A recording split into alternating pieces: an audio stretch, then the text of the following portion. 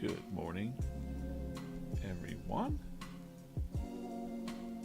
Get set up here on all of the channels.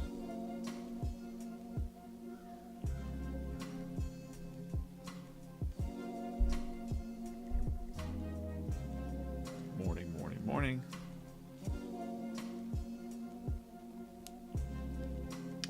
Got to get the Humble Hedgehog ready to draw some comics today.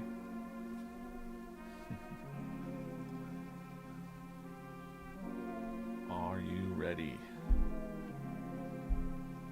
I'll be live till 11 o'clock, something like that. Drawing some comics today. If you're not familiar with the VeeFriends comic strip, we do a daily comic strip every day. This one was pretty fun. We drew this on the stream the other day. Comfort Zone. Hey, good morning. Who's going to teach us to share a screen like this? Hey, man. Hey, Moody Virgo. I've been teaching myself OBS. That's what I'm using. It's free. It's a little bit of a learning curve, and I'm learning all about it on YouTube. So, good morning, everybody. Good morning on Instagram. I don't have my chat up for TikTok. Good morning, TikTok.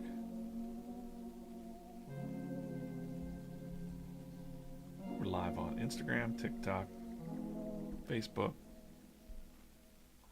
Twitter. Pretty much live everywhere. Just gonna get my chats up here so I can see everybody. I like to, in these streams, I'm going to draw comics and talk about whatever comes to mind. Talk about VeeFriends. I like to chat it up with you guys. I'll check the chats quite a bit. Morning Corso. What page can we see these on? Go to @VeeFriends. If you're here on Instagram, you can follow the comics. They're posted every day about 8:30 in the morning, but also at VeeFriends.com. You can, let me just show you real quick in case you're just popping in here. I appreciate you popping in. VeeFriends.com. But here right on social, you know, the team posts them about 8:30 in the morning. It's a little bit different on TikTok, I think. We have VeeFriends.com. You can see we have the trading card game.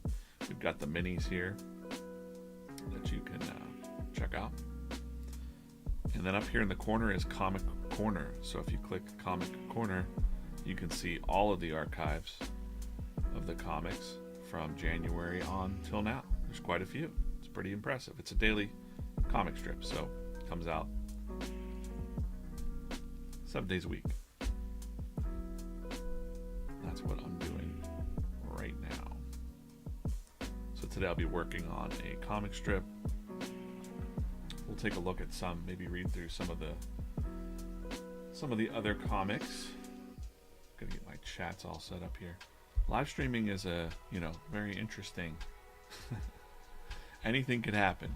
So, good morning over on X, Chef. Good morning. Joe Animal, what's up?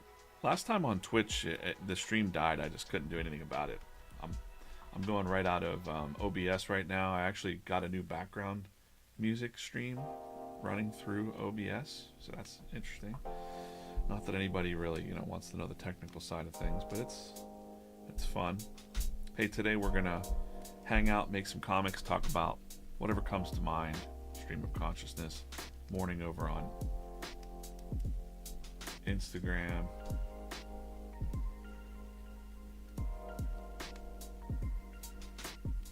Don't know who I am. I'm DJ Coffman. Look at here. I'll go. I'm DJ, the cartoonist here at VeeFriends. Got my coffee. We're locked in to draw till about 11 o'clock or something like that.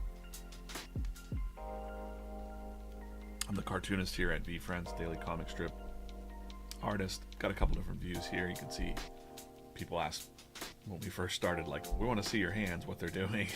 So now we've got a couple different views. We got the top view. We've got the this view here. I don't know which one I like better. I think I kind of like this view. Let's go with this. We got my little buddies here: Empathy Elephant, Patient Panda, Wolful Wizard. Again, if you don't know VeeFriends, if you're new to VeeFriends, check out VeeFriends.com. We have over 280 characters created by Gary Vaynerchuk. As you may know him, Gary V on the internet. They all have different traits. Some are soft skills, some are just motivational. Here we have offense-oriented orangutan, macho manta ray, self-aware hare, one of my favorites. Here on my pencil we have humble hedgehog. And these are just fun characters to think about these traits, and we have a lot of fun in the comic strip.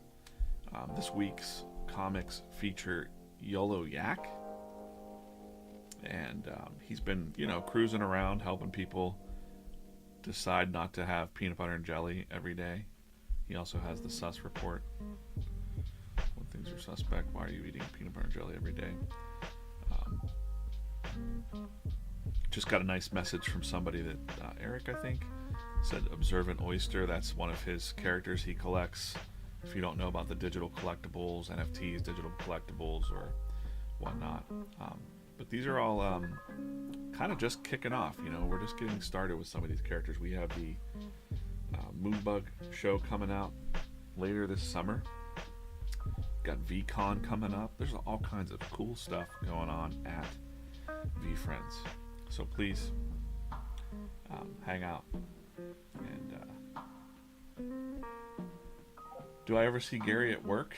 Yes, but Gary's usually in his office in meetings, and yes, I see Gary. I'm gonna have a meeting probably later on today with Gary. Let's see, I'm looking here. The drawing software that I'm using is Procreate. I'll try to get these questions real quick off the top since I got you here. Where's my Hovercam Pro? It's back there, it's broken. I'm using Procreate to draw on the iPad.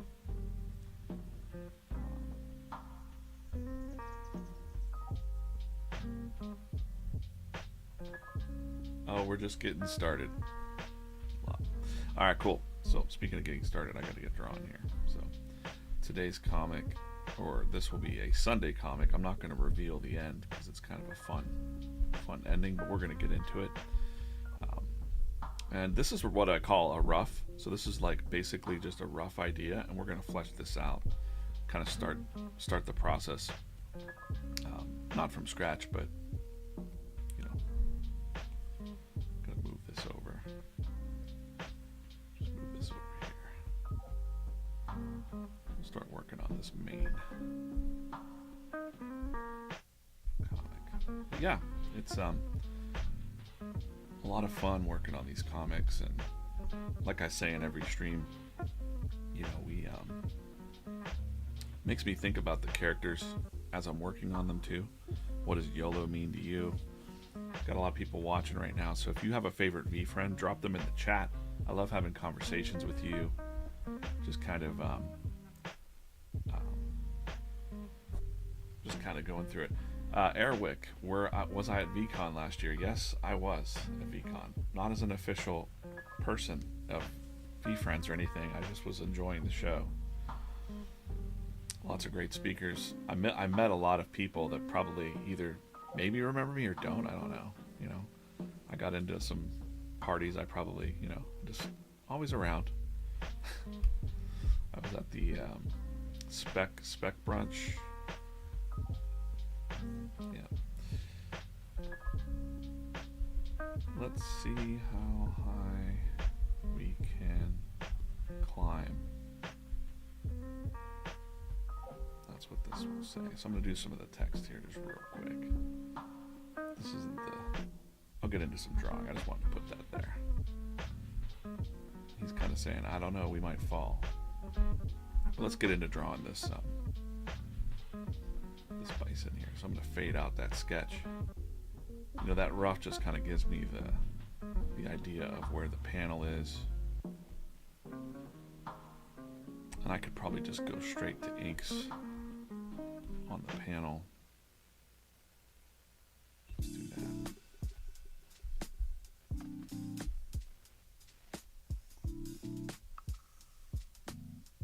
We will do that. You heard that Snoop Dogg is going to be at VCon. I have not heard anything about that yet. I don't think anything has been announced officially yet. Sorry, and it's not that I'm in the dark, it's just that hasn't been officially announced. So, but there's going to be, what, probably over 100 speakers and entertainment. Yeah, VCon was awesome, man.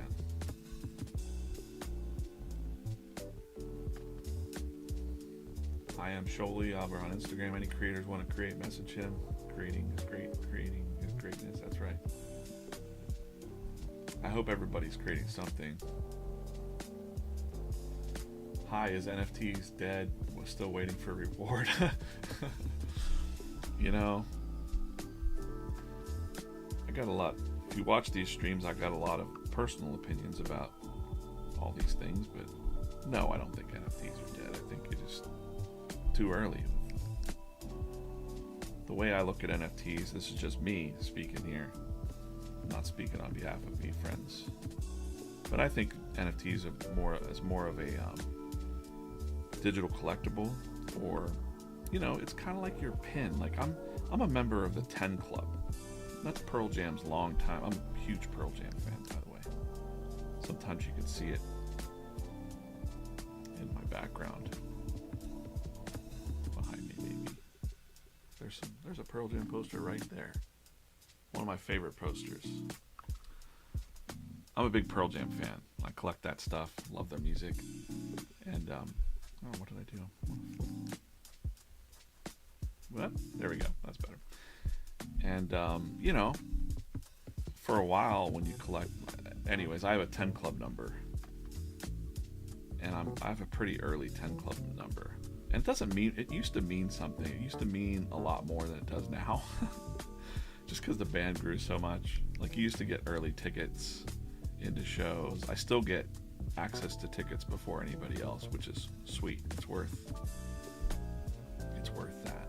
And occasionally I get 10 Club only merchandise, which I gotta tell you, I can flip the 10 Club merchandise. Look up Pearl Jam on the internet. I once sold a vinyl record for $1,600. I didn't even know it was rare. I just had this vinyl from them and it was rare. So I've made quite a bit of money off Pearl Jam, even though I love them.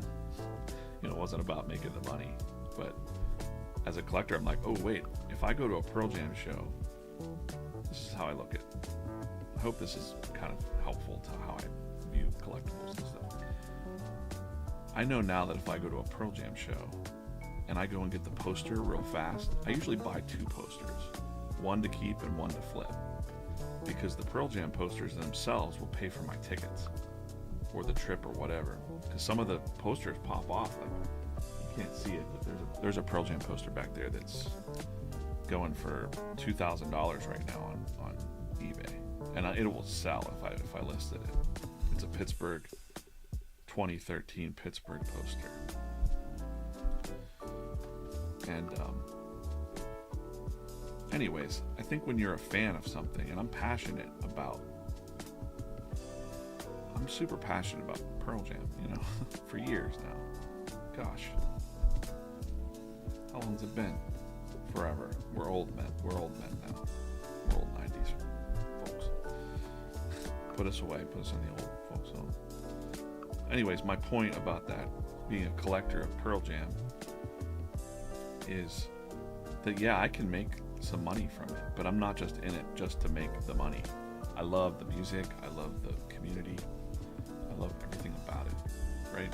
So I think that if you're into VeeFriends, and we see this, there are some definitely super fans of Gary and VeeFriends, that you want to be, if you're in it just for the money, then it's not gonna, you're never gonna see the joy in it, I think. But if you're true fan and you want to watch this brand grow, then you're in it for the long haul, because Gary's in it for the long haul. This is Gary's baby, you know? And it's a new baby. It's like a new baby. Babies take a little while to walk. I don't know if you knew. Pearl Jam took a long time. No one knew if Pearl Jam was going to be a shot in the dark or what. But I'm a fan forever. I'm like an unwavering urchin. Bronson, hey man, what's up? Morning Dan over on YouTube. What's going on TikTok? Well, I gotta tell you, I may have heard wrong. I was listening to the Fanatics Live while I was cooking. I don't know. I got my head in the comics cloud, but I didn't see an official announcement about anything. But I'm looking forward to all things VCon. So yeah, that's my answer. Occasionally these strange people will come in and be like, hey, I bought a thing and now I deserve, where's my return on my investment of this card or whatever? And it's like, guys, you know. Now, that said, I got some Pearl Jam stuff that's worth nothing. I don't care. So it's worth everything to me. So that's how I feel about NFTs. And if Pearl Jam came out with an NFT, I'd probably buy it. I'd probably get it. Like a digital collectible or something like that. I'd get it because I'm a true fan. You may have seen that. If you're a creator out there too, you gotta think about true fans, building true fans, and that's what it's all about for small creators, especially. Not everybody can be a giant, you know, uber popular, millions of followers. But if you get 1,000 true fans that are really into your work, that's kind of where it's at. So, all right, I'm gonna draw this bison out because it's probably the most interesting thing to watch right now. Thanks for watching, guys, and hanging out Friday morning. I hope you're not just out there living for your weekend. Everybody's working for the weekend. Let's see, I'm going through comments there. Hang in there. Hang in there. I gotta pay more attention. Maybe I missed some news or something about. Busy over here dreaming up. Weird things for Yellow Yak.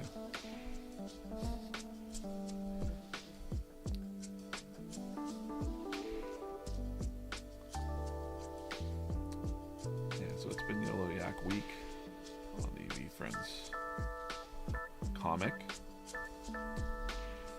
We've been talking a lot about, you know, you only live once, YOLO. And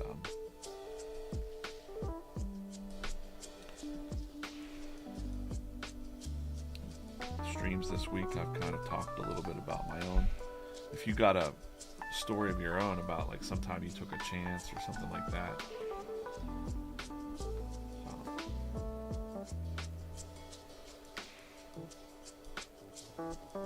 what do I think is the best place to sell art?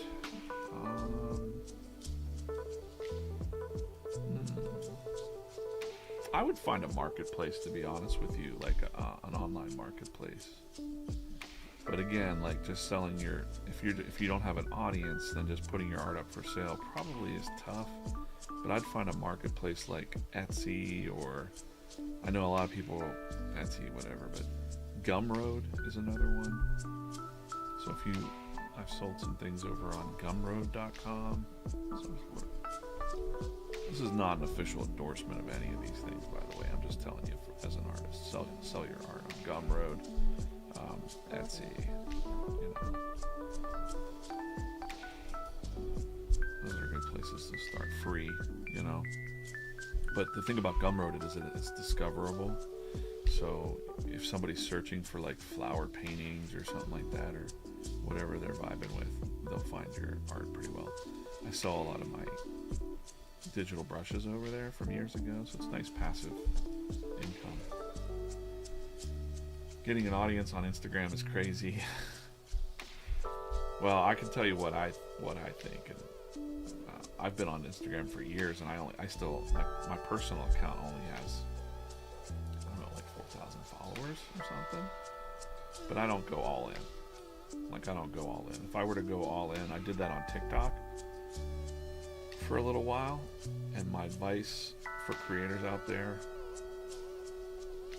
and this is probably good, you know, well, anyways, it's my advice for creators out there. If you want to grow your channels, is consider a breakfast, lunch, and dinner posting schedule. You know, I know that Gary has had stuff in the past where he's like post 9 times a day. If you can do that, that's cool. I think the more at bats, I agree with that. The more at bats, I couldn't do that because I didn't have enough time with my day job and whatever that I was doing. But I made myself post breakfast, lunch, dinner. So like 8 a.m., noon, 6 p.m. 8 a.m., noon, 6 p.m. 8 a.m., noon, 6 p.m. And I was primarily doing that on TikTok. And I have a few other friends that tried this too. I just call it breakfast, lunch, and dinner. Breakfast, lunch, dinner. Breakfast, lunch, dinner. And without fail. Don't look at the numbers or anything like that. Just post good quality, something that someone's going to want to watch. Not just like dancing around, unless you're pretty or something, I guess. But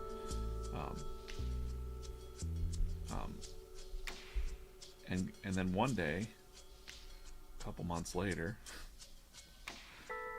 I got 1 million views on my TikTok. And I couldn't believe it. I was like, something's wrong. My phone's going nuts. There was so many notifications coming in. But it was that consistency of output. And it was quality stuff. If you look at my TikTok, my channel is at DJ Coffman, at DJ Coffman. You shouldn't leave now. And remember that, like, but that's me. Hit me.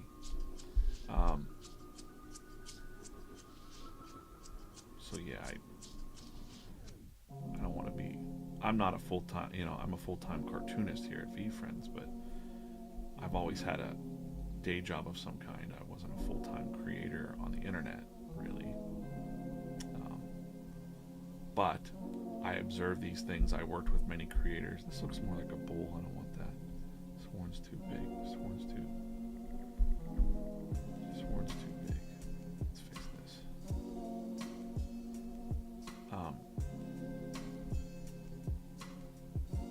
But I worked with a lot of YouTubers for 10 years and helped them sell a lot of merch, millions of dollars in merch. And we always observed the same thing. That was just that it is what Gary says too about that. You got to have your at-bats and you got to get that bad content out. One of my friends is Roberto Blake. Look him up. Roberto. This is tips for creators, I guess. Didn't really think I'd be doing this, but that's the question that was asked. So there you go. Roberto Blake. He's got a really great YouTube channel, but he'll tell you things like, you got to get those bad videos out, those bad drawings, those bad whatever it is you're creating, those bad podcast episodes, because they're not going to be great, You got to get them out. So, and the only way to do that is by getting your at-bats, And then little by little, every one, you'll get better at it. And that's just how... There's no real secret to it. It's just work. You're in the dirt doing the work. If that makes sense.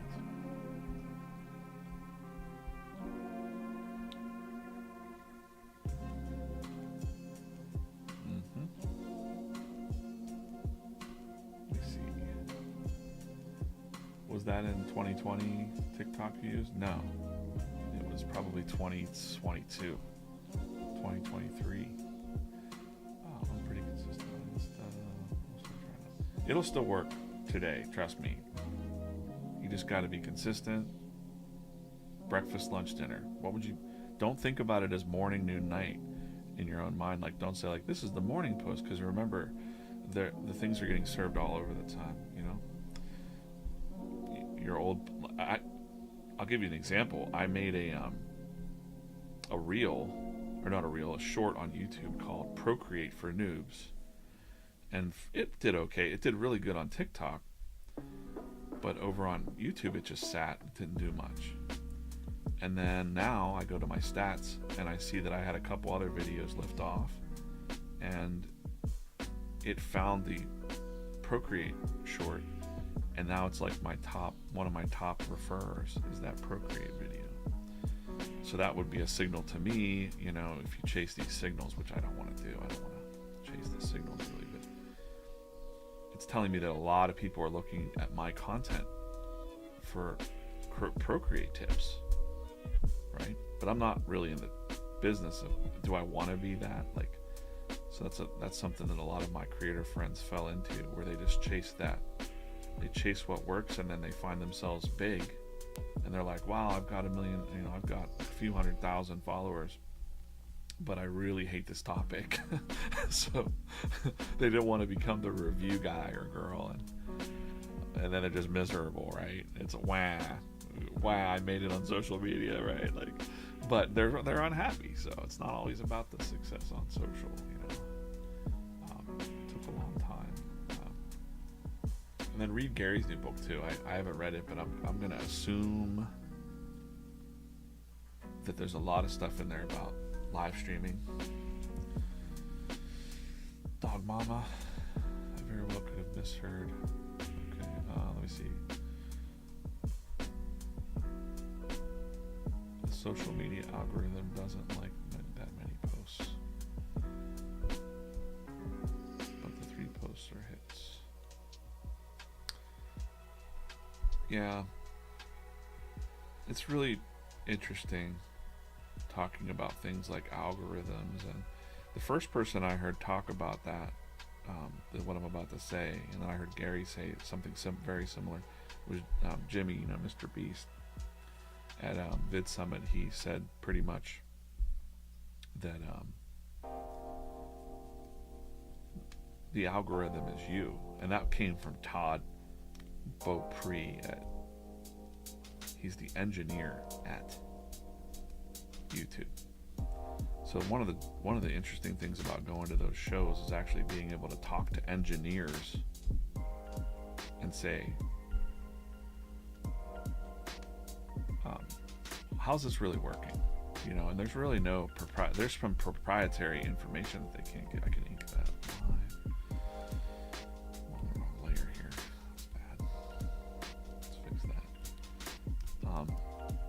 But the takeaway that I got from talking to engineers at Meta, like actual engineers, not guessing and not testing, and the engineers from YouTube and Meta pretty much told me that it's about, they want you to stay on these platforms. If you left the stream, whatever platform you're watching on right now, if you pop in and pop out, it sends a signal. Every action you're taking on the social media sends a signal. How long I stay on for sends a signal. And session time is one of the things that they were into. This was last year or the year before, and it's still the same. They want to increase your session time on this app so that they can, of course, show you more ads, and of course, but they want you to have a good time. So they do care about good quality content. They don't want you making, stuff that makes people, maybe they do, that's why they're not, if you're looking at nothing but negative stuff, they're going to show you more negative stuff, right? Makes sense. So, yeah, but it's a riddle, right? It's not really a riddle, though. If it gets attention, they show it to more people. That's it. But always understand that the thing that people miss in there is that there's enough people for everyone. I think that's kind of what you hear.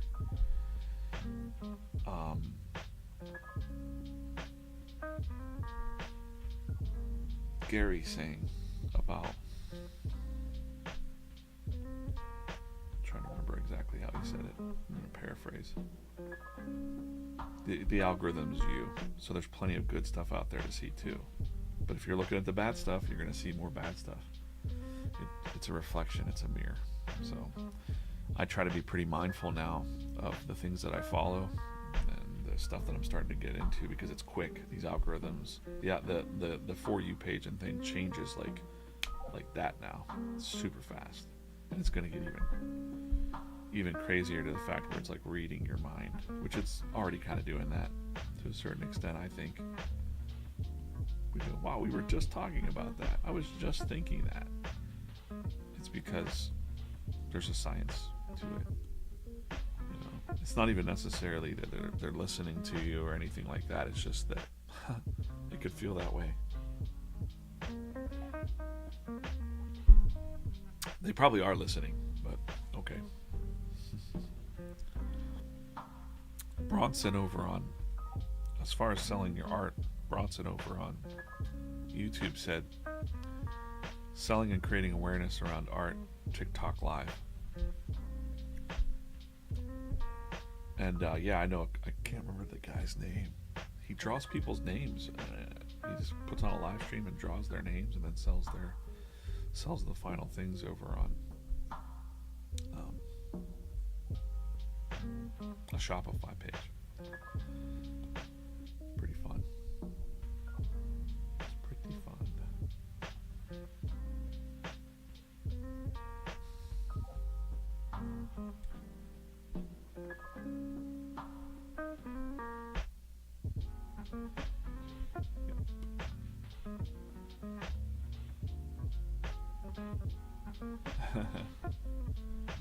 Instead of complaining about the algorithm in your post, you should gaslight yourself. Self-fulfilling prophecy. Yeah, don't complain. I have been a decent flow of new followers. But I mean, that's what people, I mean, obviously, I know some YouTubers right now, Brian G. Johnson is a good friend, and you know, they're following the flow of that's what people want to talk about. The algorithm's a bad guy, and you know, they're going to make content about that, and it's going to bring more people because people do talk about that and they believe it. Whether it's true or not, it's not really true. Which is when you talk to, there's like a wry smile from the people that work at YouTube or Meta when people are like, oh, the algorithm hates me. They're like, yeah, you know, like they don't want to tell you it's probably you. Like they can't tell you that. No, it's you. It's not the big bad machine. It's the people. It's you. No one's going to want to tell you that. And no one wants to hear a brand or someone working at a brand telling you that. But I don't even know if I should tell you that. But I'm just keeping it real. I'm telling you what worked for me, you know, and I was just dipping my toe in a water. I wasn't going all in.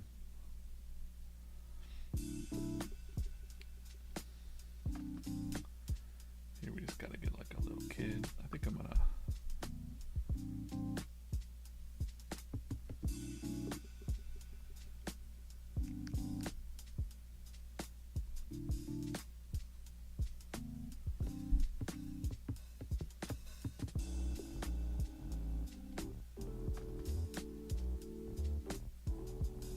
then you gotta, you know, I could just be limited and just say like I can only use what I know what to use. But even starting this job, I was like, okay, I need to live stream more and more and more, and I'm gonna do more and more and more. But I didn't know how to use OBS really. I mean, I knew the basics of it, but here I am, super early this morning, figuring out like I need my own background music, because now that I'm piping through directly through OBS, I need a way to make my own background track. So I went and got some royalty-free music, made a long 20-minute track to loop, figured out how to put it in OBS's background music, tested the audio levels. Like, I had to do all that thing behind the scenes just so I know that I can just come in and push a button and not have to worry about the strain of background music, messing up the kilobyte bitrate of, like there's so many technical sides of things of creation. It's fun to think about and learn when there's a new technology or something, and you can't just rest on your laurels and like, well, I knew how to use that tool and I don't know how to use this tool, so I guess I'm done for.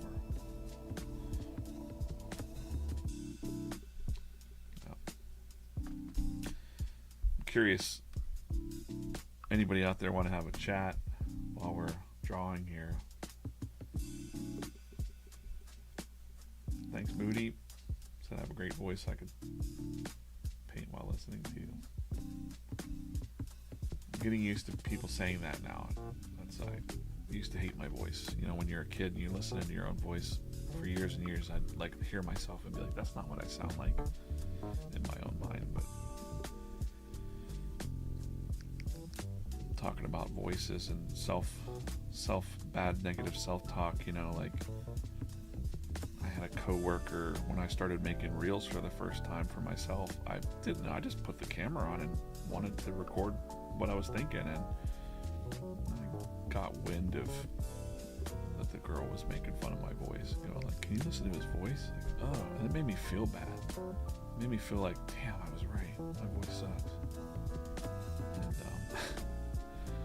And but I also had this feeling of like, I don't give a crap what they think, because she's never made a piece of content in her GD life.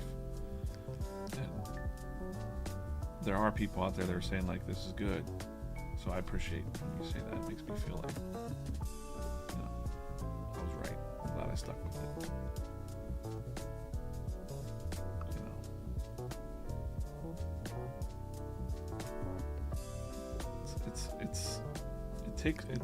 It's a little bit taken aback. I'm a little taken aback when I heard it for the first couple times, but now that I've heard it enough, I totally understand. That's good. I'm gonna put a VeeFriend on his shirt. I don't know which one. Which VeeFriend should appear on his shirt? You can put it in the chat.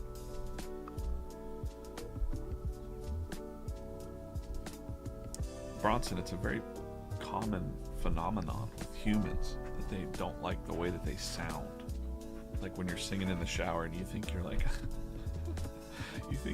crooner or something, and then you listen to yourself and you're like, Harpic, all right, Harpic.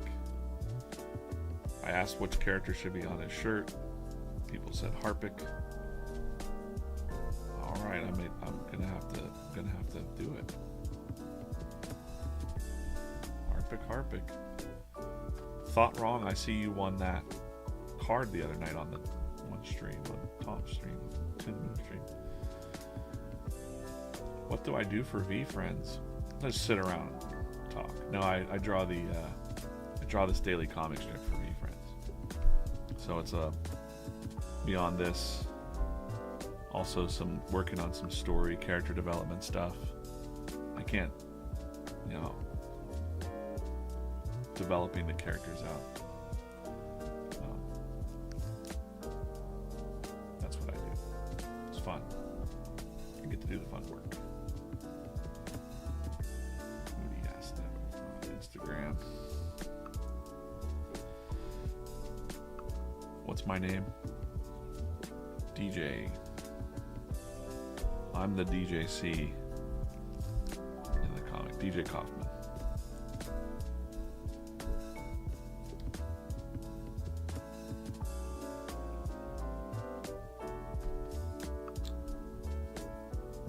I'm not very good at talking about myself, but just like, the way I kind of see myself inside of VeeFriends is that I was talking about this on Tom's stream. Actually, it was some people were like, well, why would you want to draw for someone else's IP? And intellectual property, and I'm like, well, I don't know, you know Bugs Bunny and things like that, you know the characters, but you might not know the names of like Chuck Jones and Tex Avery and the animators that worked on the things behind the scenes, Jack Kirby and Marvel Comics, you might not know those names, but those people are who I look up to. Alright, you guys were excited to see the Harpic, so I should do a full, I need to do a full body. Of course, I'm always thinking of you making the stickers. Like, I don't want to cut his legs off. Alright, so I'm going to make him. So now you can have a nice yak that's pointing up.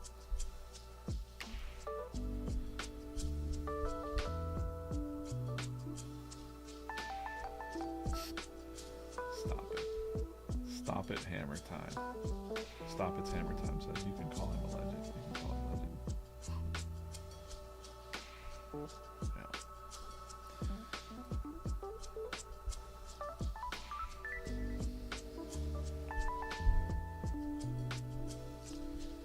What do they say in Clerks? Fame for, or maybe it's Indiana Jones, I don't know. It's an original. Fame, fortune. A Jedi craves not these things.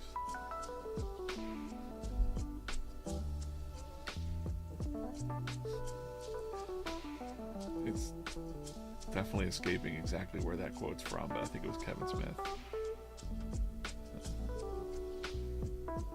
Fortune, fame. A Jedi craves not these things.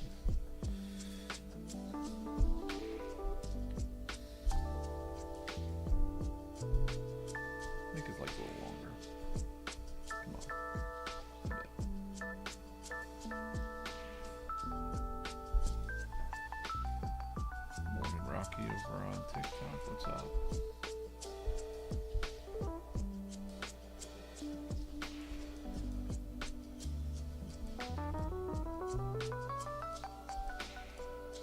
Lola, what's up? Morning. It is indeed YOLO Yak Week. YOLO Yak. Well, this needs to be like some pretty sky. He's like, let's see how high we can climb. And I'm going to put the Harpic on here, so I got to go grab a Harpic real quick. First time I'm drawing the Harpic's face, at least. If you don't know, it's the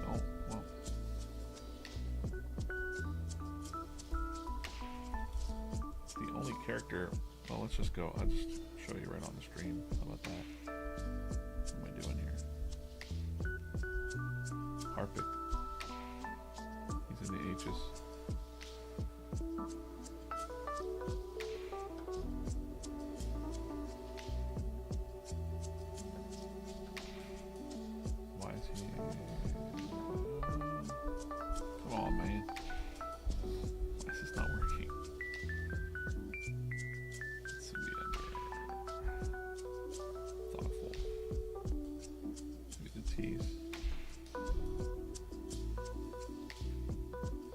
Thoughtful three-horned Harpic. It's like the only like non-animal, just made up out of nothing character from Gary. It's kind of a dragon, kind of a neat little thing there. So what I do is I screenshot that when I'm get a little bit behind the scenes about how I'm referencing. Usually I'm trying to reference the version 2. Sometimes they're a little like mushed. You know, like we made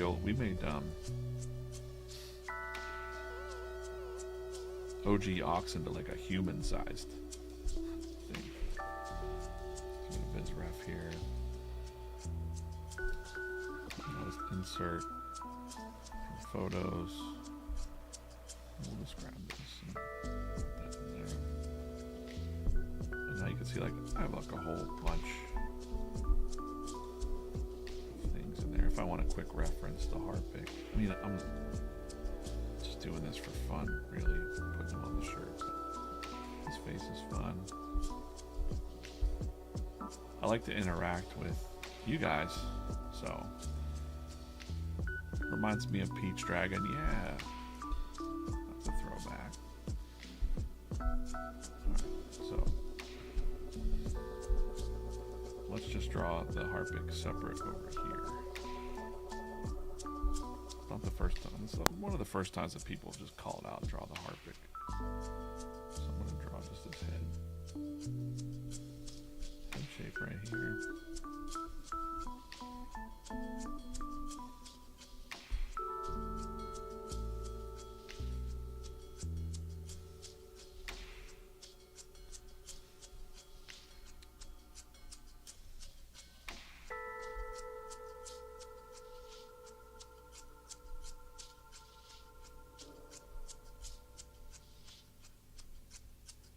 We'll get there.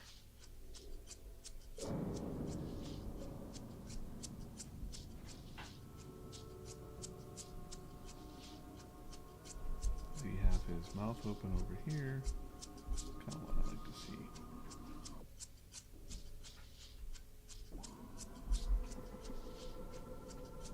That.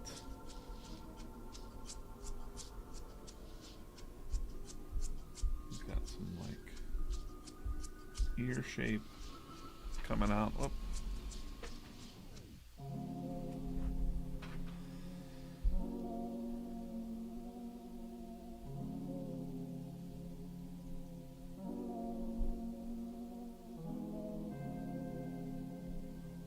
Lower. First time I'm drawing him, so I want to, just get a little. I'm just going to do a headshot with the wings behind him. He's real small, so we'll ink him up here in a second, though.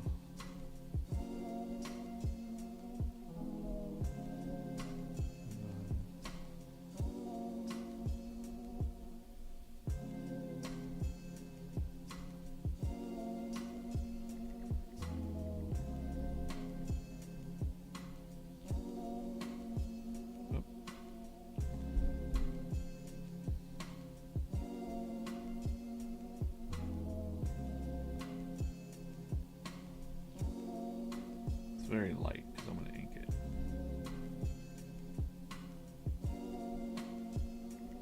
Smooth that up a little bit. It'll get smoother when I'm doing the inks.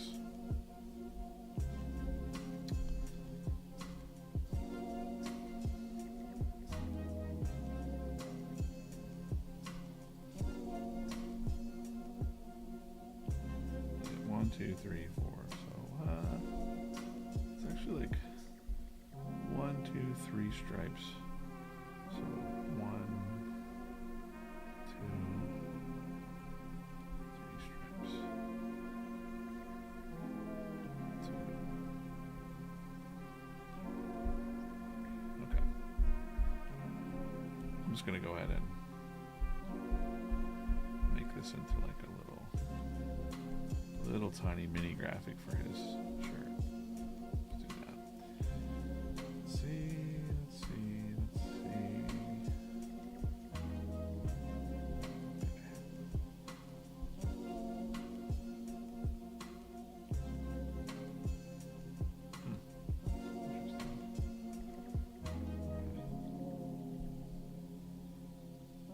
Okay.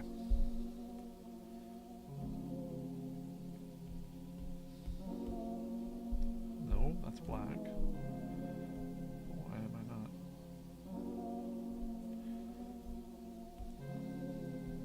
There we go.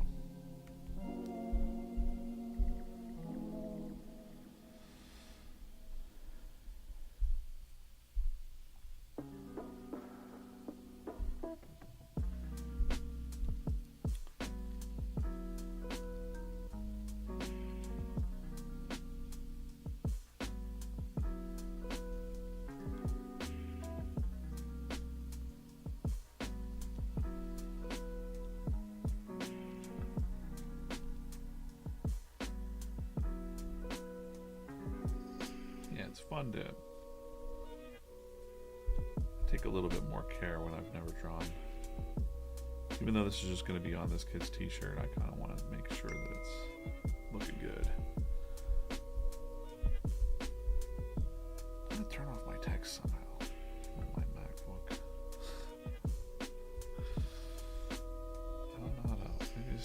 to do not disturb. There we go. That's good.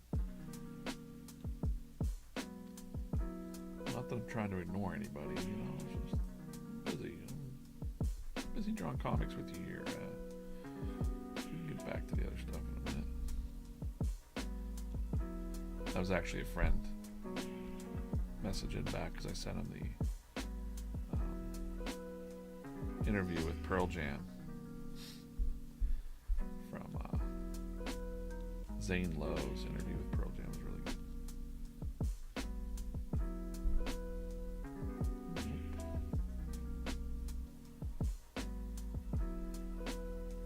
Something you might not know about the website.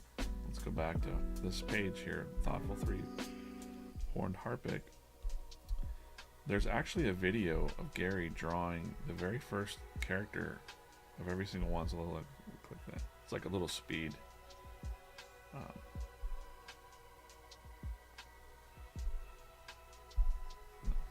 Him drawing it.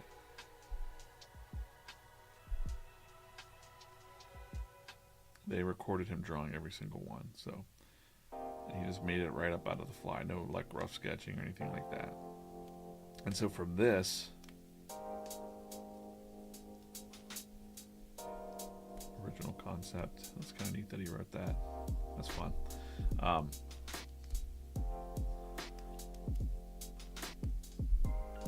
Every single character got a recording of Gary drawing it. Now from that they drew the version 2, so those are called version 1 when Gary drew it, and then the version 2s, which is kind of what I base off of, is on the trading cards and the NFTs.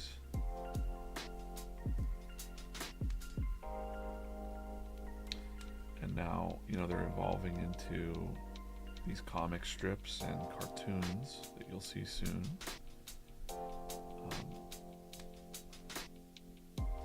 And it's pretty wild. Like, and again, you know, it's pretty interesting that I've been following Gary for so long. He's talking about documenting your process, and like, it was very thoughtful to record him doing that, all of those characters, because now, no matter if the characters change over time, you know, if you look at the first Mickey Mouse, if you look at the first Garfield, they all look a little different, you know.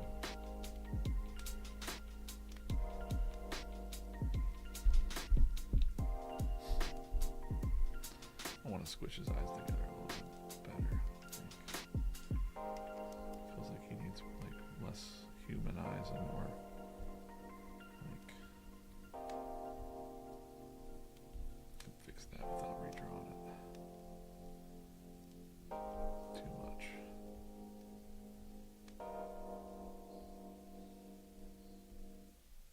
That's better.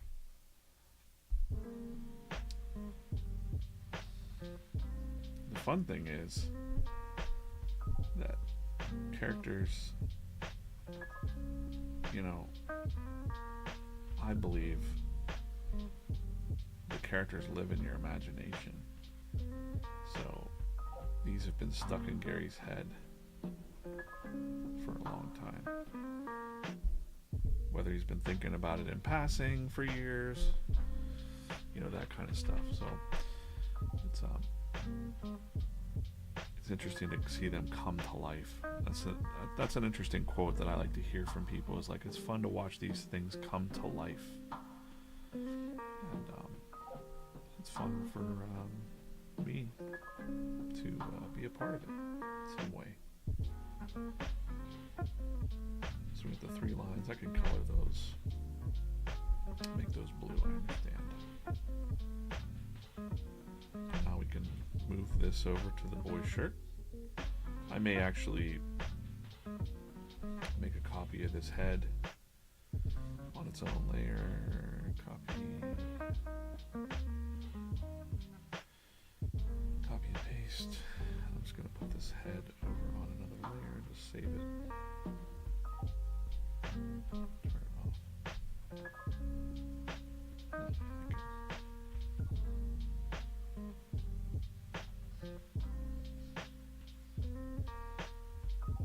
all that for putting the Harpic on a shirt. What do you think?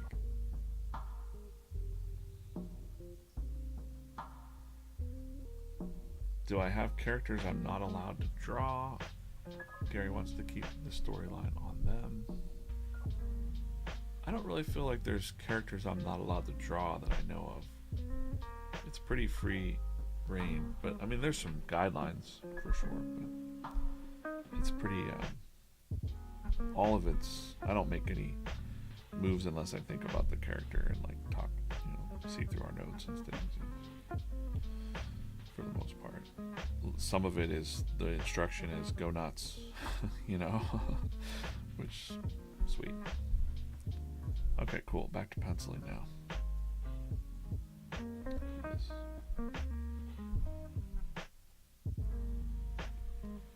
Rename this pencils. Now I need one of those shirts. Right? If only there was a way that when I was drawing, you could just like instantly get a shirt. Alright, looking through the comments over on Instagram real quick. Gotta scroll back a little bit.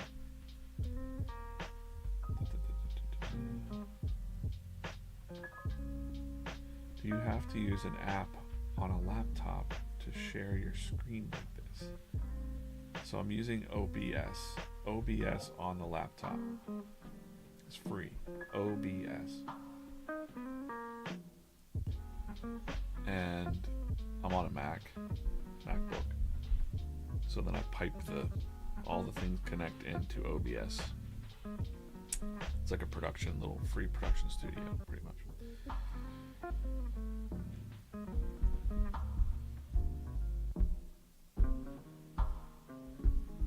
Yeah, early Simpsons. Lola said early Simpsons versus current Simpsons. Yeah, for sure. Matt Groening's.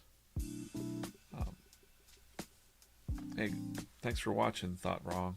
Thanks for tuning in. Have a great day, man. See you soon. There's the Harpic. Let's get rid of that. Also, I want to have our friend up here. I'm going to really start trucking here in a minute through these panels, so you're aware. Might just be me talking for a little while. This will be our friend, the Resourceful Robin. I like to bring back,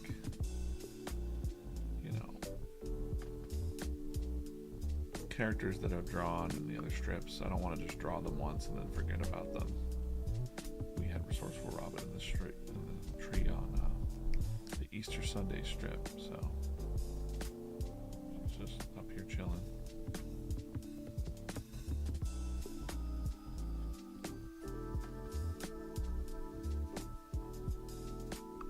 Yeah, it's not that there's little secret things, not secret things, but there's little hidden things about the characters too. Like when you see them, like these two hearts are basically for Gary's mom and grandma, pretty much. The story that he told was that Resourceful Robin reminded him of the ladies in his life there, because they didn't have a whole lot when they were young, and they made the best of it. There's some cool stories he talks about that. So those two hearts are kind of like in the Resourceful Robin for them. That's kind of nice.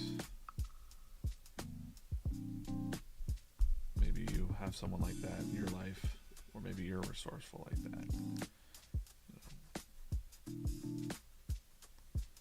Right. Just up there chilling.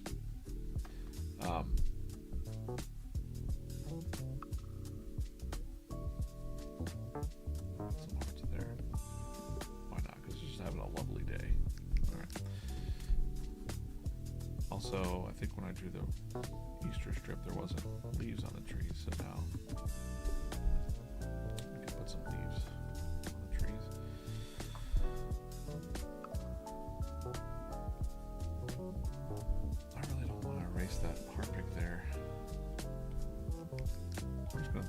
over here. Oh no! Okay.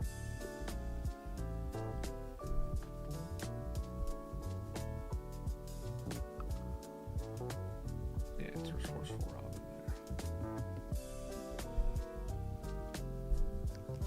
And I'm probably going to have like a VeeFriends logo of some kind right here. That's why there's a big open space.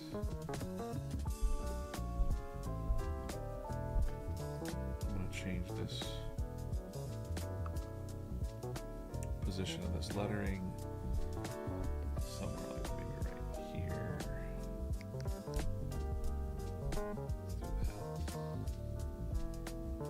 Let's see how high we can climb.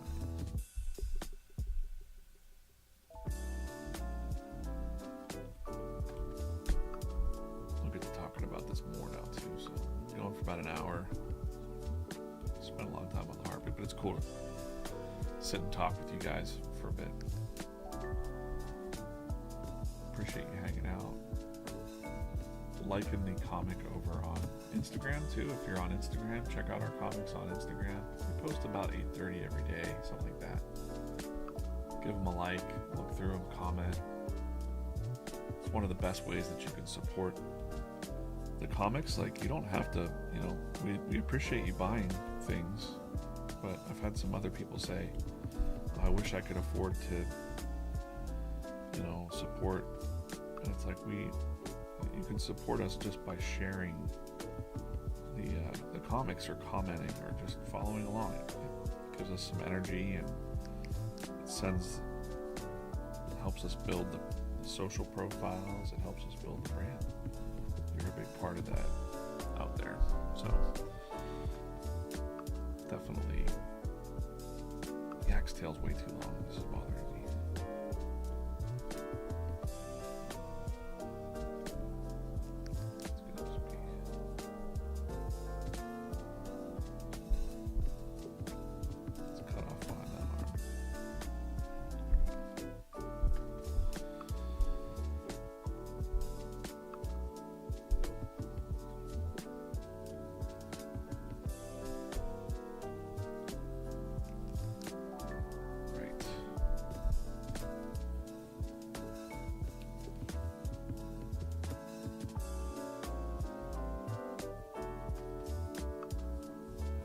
Remorseful Robin. I see that. It's funny. Resourceful. Maybe we should have like the flip side of the bizarro versions of VeeFriends. Could be fun. Okay, so we got that. I know that I'm gonna probably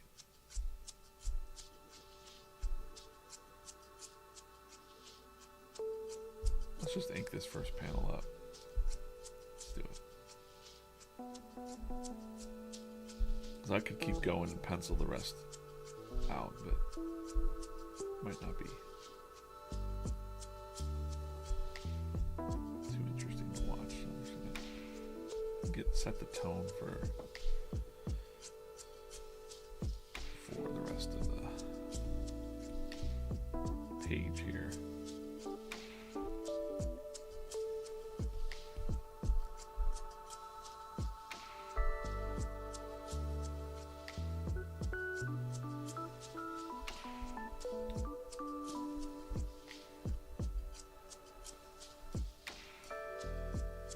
Try to catch all the comments. On Instagram it's a little hard because we get, every time someone joins the stream, it says so and so joined and it pushes the comments down or up, so that's okay though.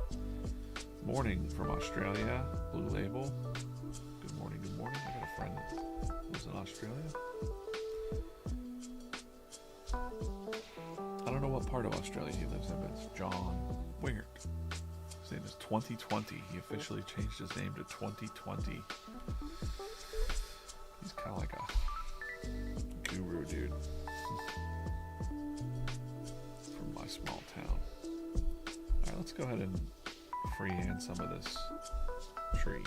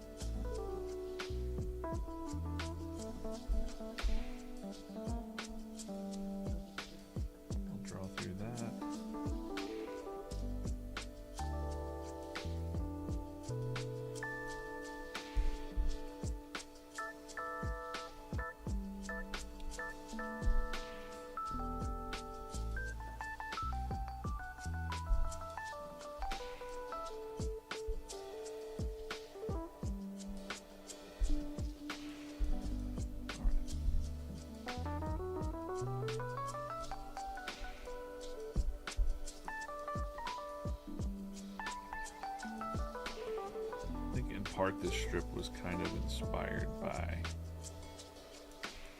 There's a park down the street where I live, and there's some old trees that have been there forever. Big sycamores and oak trees. And I never see kids climbing them anymore. And I remember when I was a kid, I used to climb trees like that because they're so climbable. And it doesn't really feel like I see a lot of kids climbing trees anymore. You know, it's too dangerous or something.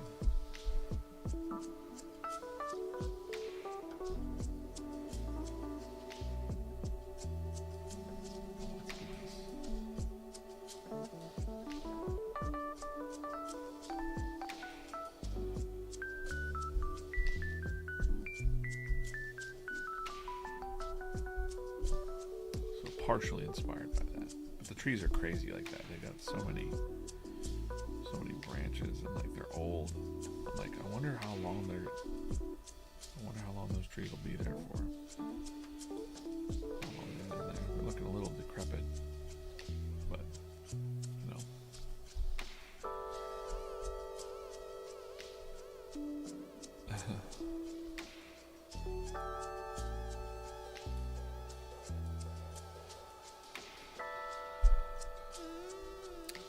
So that's kind of what this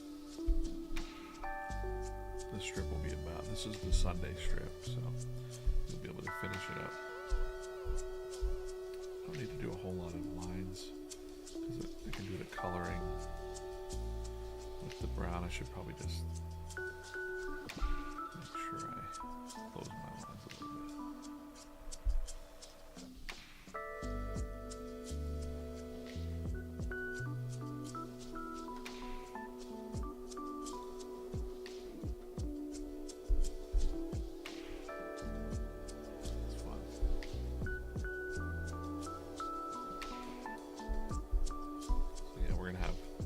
Yak climbing the tree.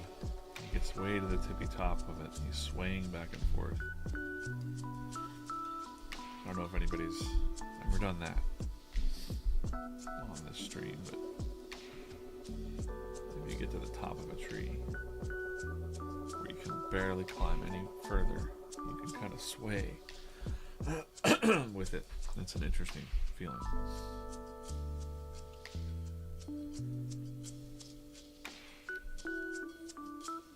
A little bit of a danger feeling, but also kind of just a cool, like the trees got you kind of feeling.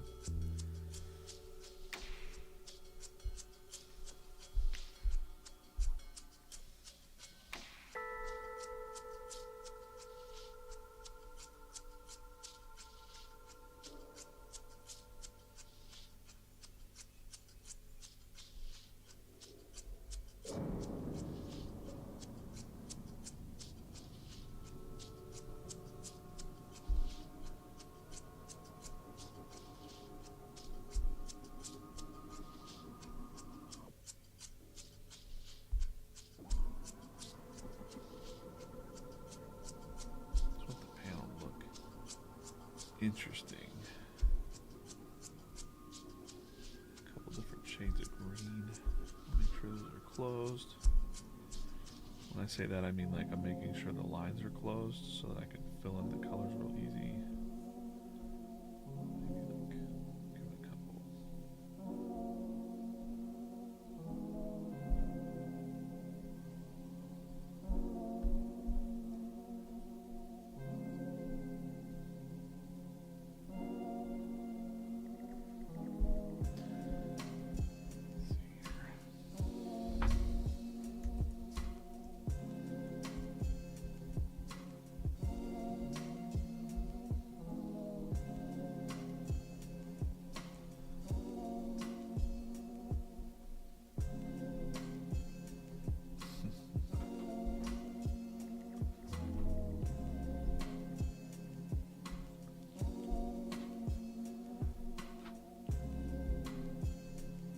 Take a look at today's comic strip now that it's posted.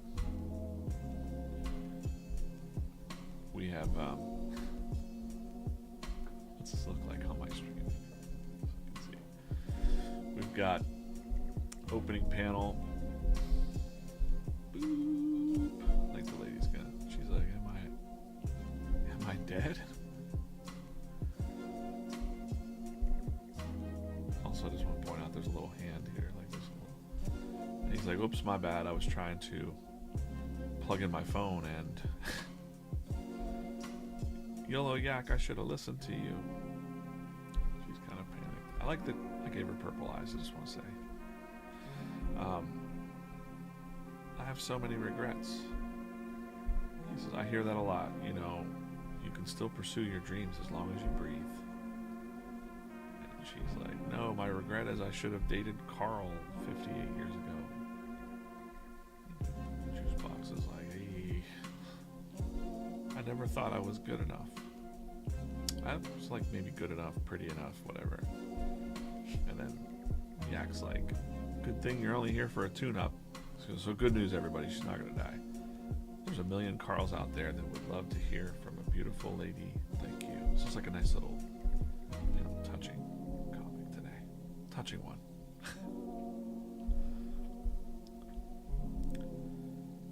Yak might look a little seductive there, I don't know. No, he's just looking nice and like pleasant. I don't know. But she's flattered. And Juice Box is like, I'm out, man. Not in this comic. That's today's comic. Looks like it's cooking up pretty good. Appreciate you guys reading and watching.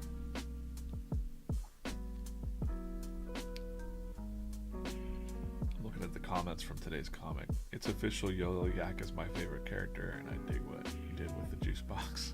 Nice. Hook that old lady up. Yeah, right. Somebody get the old lady a date. Come on.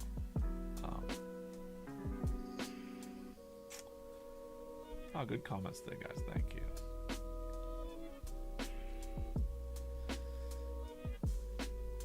Well, it looks like we got some spam too. I thought they were good comments, but I guess it's spam from someone called Market Creates Wealth. Darn. We got some spam over on the Instagram today. Yeah, I was like, oh, those are such nice comments. No, there's some nice comments over there, but great. They said like, hey, let's work on the first panels. Let's work on the, the opening panels. So like, boom, comfort zone. And I'm like, oh, we had this other idea cooking behind the scenes, and I was like, what about a lady in her deathbed? Boom. We got the you're gonna die fly up there chilling out. Silly fun. Cool. Let's ink up this Yak. Well, that's nice to hear that the Yak is somebody's favorite character now. That's cool. I like getting those messages. You don't have. I shouldn't say that because then people. I'm not fishing for your messages. But I got a nice message today from someone Eric, that his character that he collects is Observant Oyster. And he's like, hey, the oyster appeared in the strip. It's so nice to see he's building. I can't wait to see more. And it excites people when they see their favorite character in the strip. And it's going to get so much wilder, man. It's going to be with the Moonbug show and the other opportunities that are going to come about for VeeFriends. It's a little slower, it's slow and steady. Slow and steady wins the race.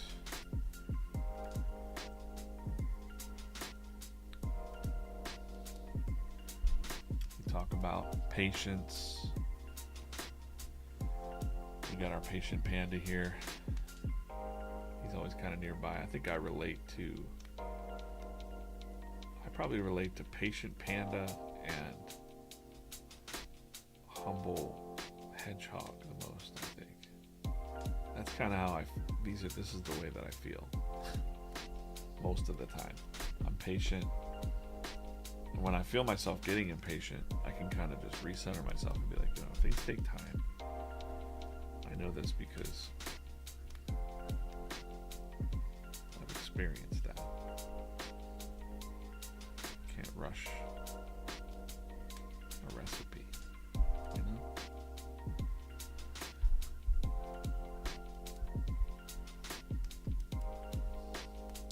Hey, good morning. I'm drawing in Procreate on an iPad Pro. I'm getting that question a lot. I don't mind talking about it over and over and over again. Hey David, thank you. Over on YouTube, thanks. David Bartos. Glad you're enjoying the comic. What else? If you're not familiar with VeeFriends, let's just reset this real quick because I haven't done it in a second. VeeFriends is over 280 characters created by Gary Vaynerchuk. You might know him as Gary V on the internet.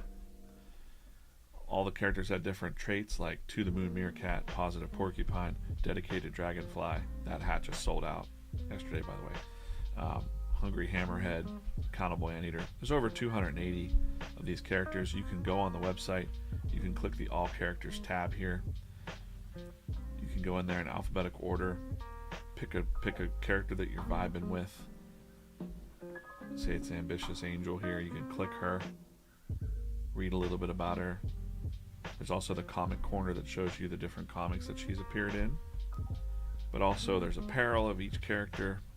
There's digital collectibles of each character. There's the trading card game. You can see how many original owners of the series there were. You can't do this with comic books right now or trading cards really. You can't see like, wow, only this many people own this Pearl Jam poster. Like that. That's kind of what I like about it. Series 2, there's only 192 owners.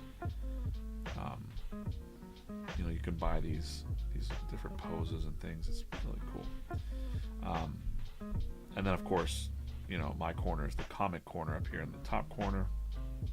You can see all the comics in an archive across the whole spectrum. And I'll show you a little bit about. I like to pull open this board occasionally, but we've been doing it since January 1st pretty much, and there's been a lot of comics. There's a lot of comics on there to look at. By the way, if you see that there's these pies here, when we get over 400 likes on Instagram, we throw a pie on there. It just shows us like you really like that one. People vibed with that one. Pizza means it's 70% there, so this is how I'm looking at the comics and how we look at it inside the group. So make sure you throw a like down if you're digging, vibing with the characters or whatever. I don't want your pity likes. I don't want that. I only want it if you're really vibing with it, sharing the comics. This is what I'm working on, the Sunday comic today.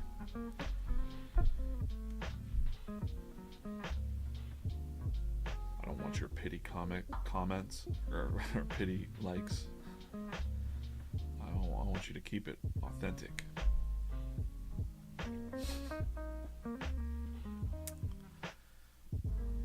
How is Twitch looking? Because the Twitch stream ended early the last time. I don't know why. I'm gonna check. A little double check here. Huh. So the Twitch stream is black. Huh. Weird. That is so super weird. So we're live on YouTube, X, Instagram.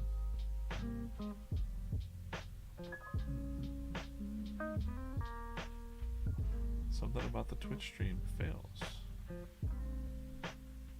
out of OBS. But I'm glad that we're on Instagram. I'm glad that we're on Facebook, LinkedIn.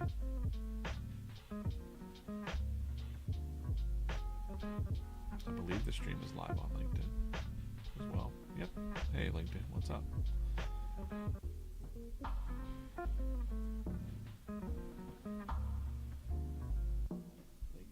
Oh. Okay. Just checking in. Just double checking. Making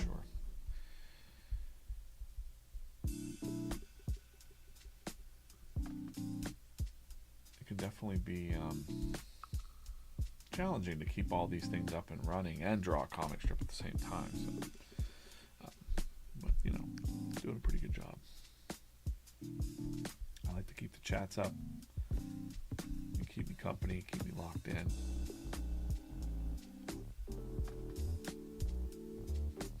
Yep, this is Procreate.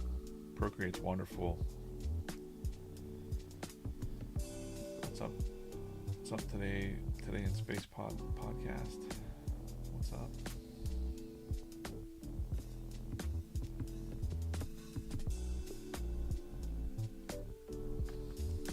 Yeah. Back to drawing here for another hour. Let's put another hour. Another hour of power. See how far we can get.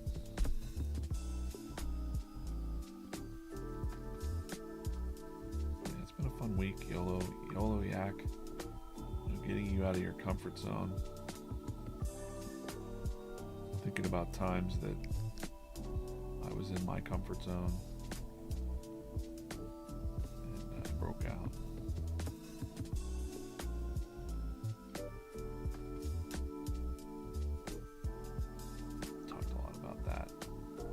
Taking chances, things like that. We also think about the characters in the context of when they're at their worst and at their best.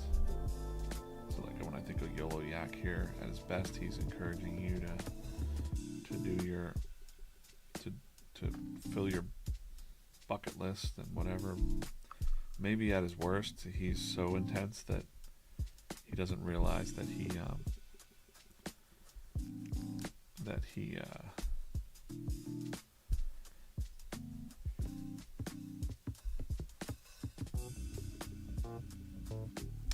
Today in Space said I like the technique to keep steady with the touch screen, pinky against the screen. Did it take a bit to figure out compared to paper? I think I'm pretty much drawing the same way that I've always drawn. I don't think my pinky's really touching too much, but it's probably the same as on paper. I don't really drag that much across.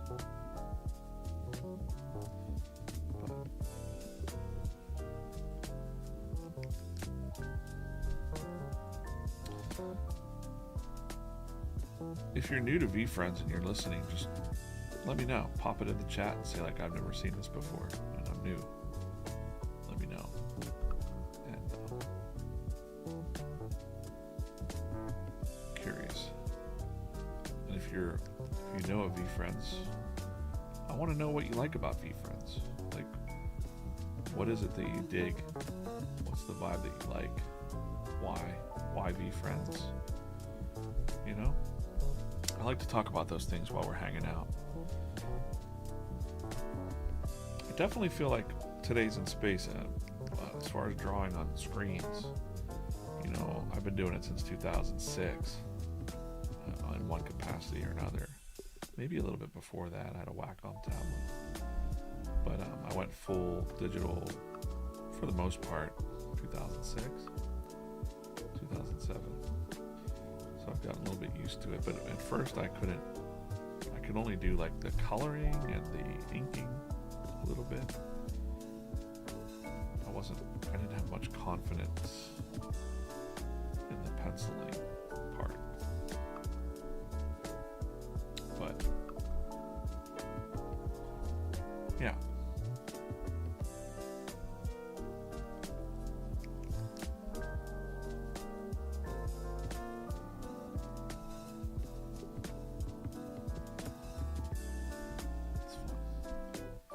So yeah, if you're new to VeeFriends, let me know. If you are a VeeFriends fan or lurking out there, don't be shy. You could say what's up. Say hello. If you have questions, I might be able to answer, I might not be able to answer. We got a lot of things going on behind the scenes. VeeFriends that are cool. Can't wait to see you out there at VCon and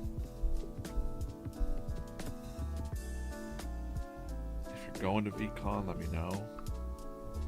You know, someone asked if I would have a beer with them. They're like, would you have a beer with me at VCon? And I'm like, well, probably not. Like, yeah. And I was just like, I don't know, you know. Can't have a beer with everybody. I'd be not great. But yeah, I'll hang out with whoever. You know, the VeeFriends community is really awesome. So,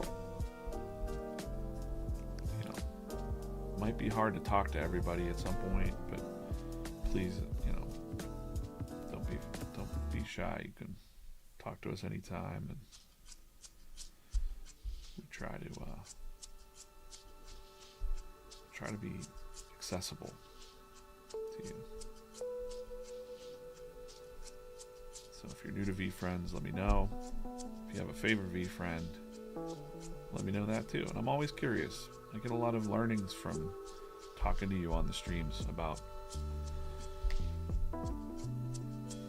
And then, like, we can go further. So Dog Mama said, I love that the characters were originally hand drawn by Gary. Yeah. Do you prefer the way that Gary drew them first before the version 2? I'm just curious. Today in Space said that VeeFriends is a way to interact with my emotions better every day, taking it one day at a time. Adaptable alien, patient panda, dedicated dragonfly are my favorite. And then Bronson over on YouTube said the vibe of VeeFriends is what's up. Bronson, we can go deeper. Like, what's the vibe? Describe the vibe to me, how you see it. But yeah, today in Space, what you said there about it's a good way to balance your emotions better every day and think about things. Like, I've talked about it on these streams where I've told Gary that I wouldn't say that I was a bad person or anything like that, but when I say like it made me a better person, it's just made me a better person because I'm sitting here thinking about these topics, you know, humble hedgehog on my pencil every day, and the characters are all around you. It's not just a piece of merch. It's like what Gary originally intended for it was that it's these reminders around your life. You know, if you're feeling any kind of way, or if you're messing up, you know, if you messed up, be accountable. Be accountable for your mess ups. You know, it's okay. Candor, you know.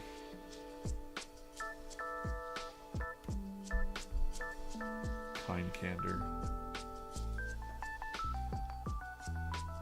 humility a little bit, you know, like just patience. Jeez, patience. People can't even, like, sometimes I feel impatient, like if I'm hurrying, like, you know, nobody's gonna be perfect, that's the thing. I found myself the one day I'm rushing and I'm like, oh, I got 5 minutes, blah, blah, blah. I'm like downstairs, put some coffee in the microwave, and I'm waiting for this minute for the microwave, and I was feeling really like, come on, man. And then I stopped myself and I'm like, wait, what am I complaining about right now?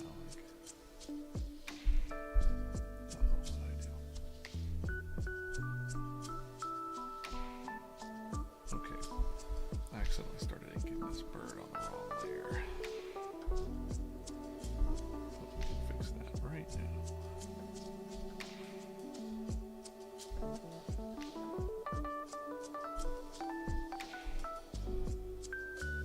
So now it's very top of my mind. If I feel myself being impatient, I can be like, immediately dial it in.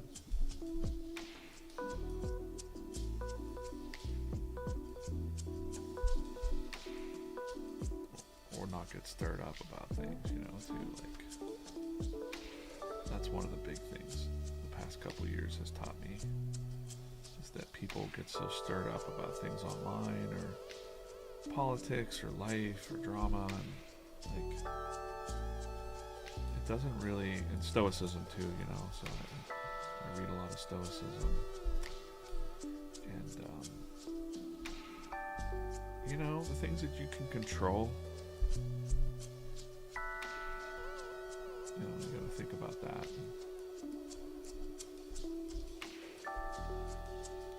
If it's something that you can't control and you're trying to control it, then it's gonna drive you bonkers. So you just try to do the best you can with what you can.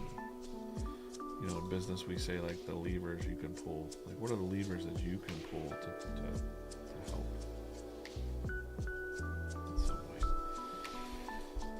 Right.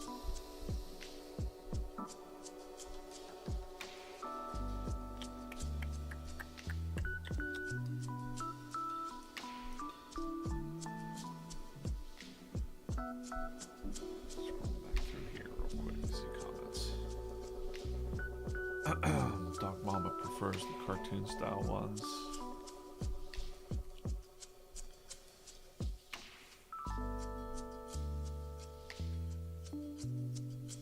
Today in Space said, thinking about it.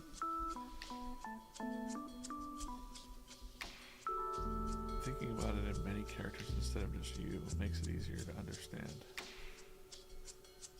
Yeah, we talk about that internally a lot. Like, the characters have to like work together too, to see, like, it's like a team effort, you know? Like, you can be too patient and not enough YOLO. And then you can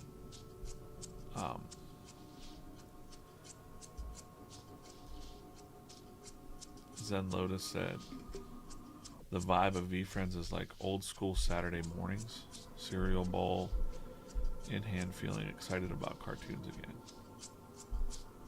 Only now I'm 45, coffee in hand, but it's so much fun and positive nostalgia.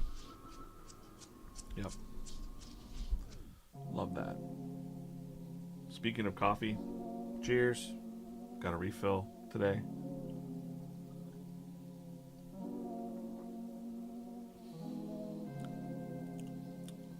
I don't know what flavor this is. I don't think it matters. I don't know. I forget what I made this morning.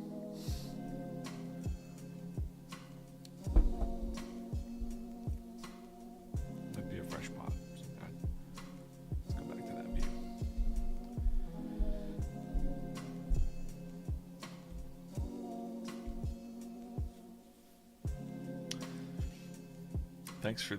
Thanks for watching and chatting. Appreciate it. I like to chat with people in general, and I also like to talk about VeeFriends because it helps us develop as a brand and the characters, and specifically when I'm working on these characters and I'm thinking about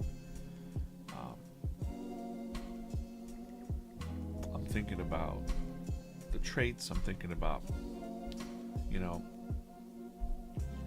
when I'm dropping a character like Observant Oyster, and I'm thinking like, who owns the Observant Oyster out there? Who's gonna really dig this? How can I represent that character in a fun way that they're gonna like go, oh, that's my character, you know, or that's the one that I dig, I vibe with. And I know I messed up. I know that I messed up the lion, I guess, for the one fella that's a big fan of the lion. I'm sorry. I have redemption coming. Like, I'm gonna make that lion better for you, I promise. We're moving at a quick speed here, so you know, you might not like the way that I draw every single character, but I'll get it. We'll get it right. Like I was just saying, like, you go back and look at the first times. I mean, if you want something that looks the same every single time and never evolves, that's not how Mickey Mouse or Garfield or Snoopy or any of those happened. So, Spider-Man, all the major IPs.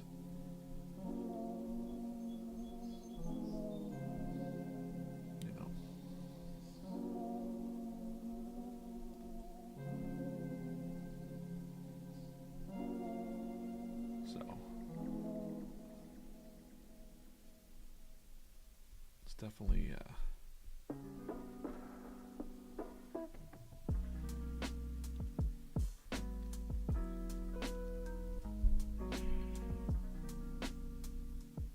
a fun challenge to put out as many characters as we can, but also to kind of have you get to know the characters a little bit better, or at least a feeling of it.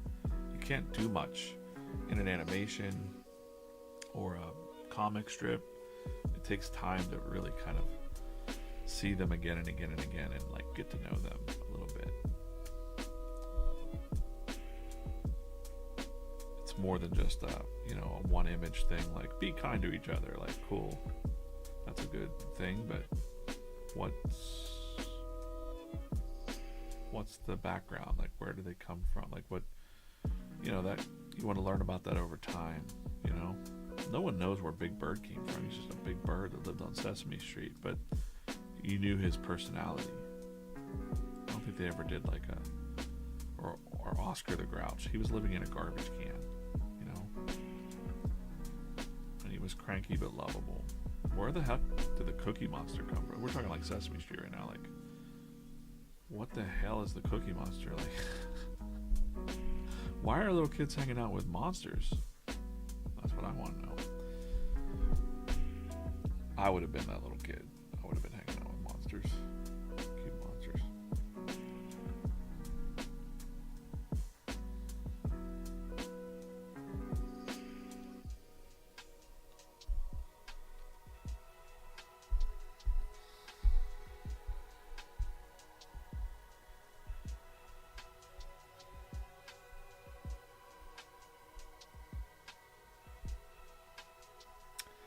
Also, if you checked out any of the other streams, let me know if you dig the vertical format. TikTok, you're locked into the one stream, or the one view, but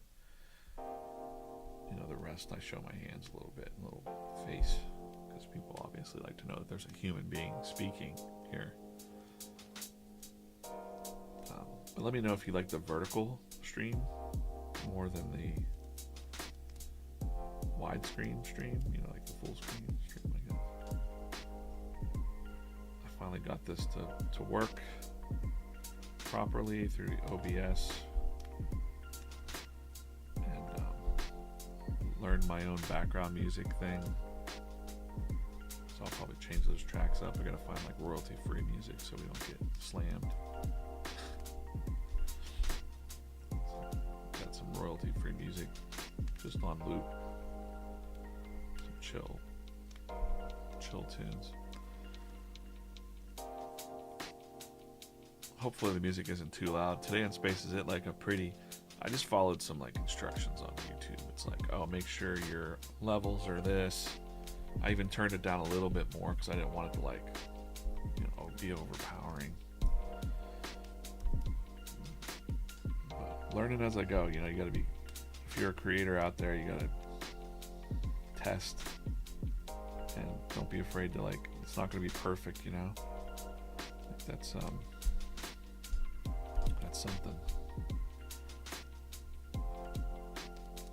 I used to feel that way too. I used to feel like, man, I can't hit record until I have everything right, the script is done, and everything's going to be perfect, and then I wouldn't hit record because I felt like this isn't good enough,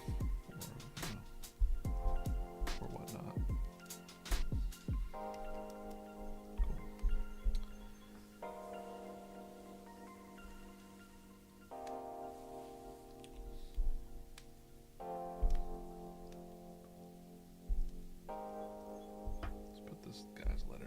So I can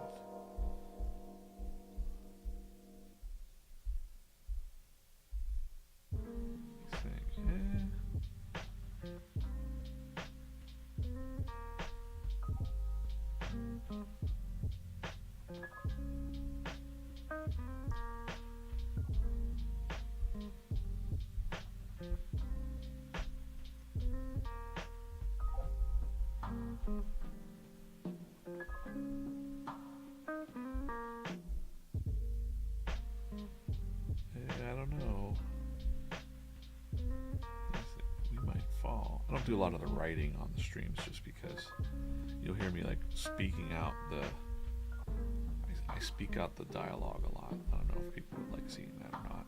I don't know. I don't know. We might fall.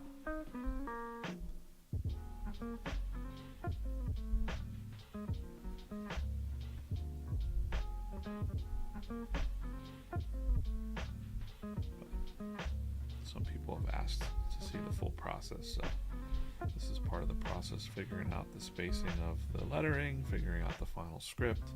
You know, we may change the lettering later on, or, you know, in the process, somewhere in the process.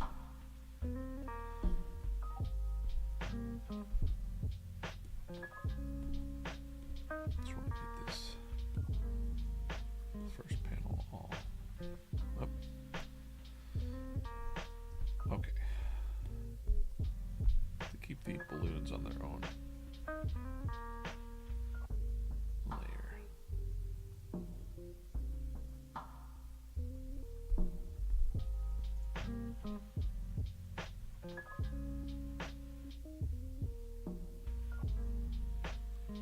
I like a hand-drawn balloon. I don't like things that look the same every single time. That's probably one of the secrets to making your stuff look more original or less boring. You know.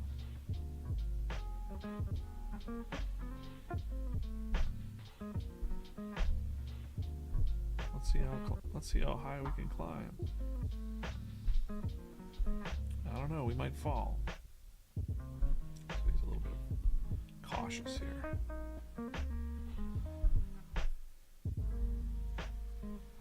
Yeah, okay, cool. That's good to know, Bronson. Bronson said vertical stream is cool because I'm mostly listening when I put my phone out for a sec to see what's on the screen. The orientation is immediately good. Not a huge deal, but something I noticed. So this is better than like the widescreen. Because I'm going to try to stick to this for the... I was mainly always inspired by how cool the Fanatics live streams that we do are, if you don't know what that is. Some people watching don't know. But we do... we have the VeeFriends cards. So if you go to cards, there's the collectible card game. They do the Fanatics. Is there a link to the Fanatics stream on here?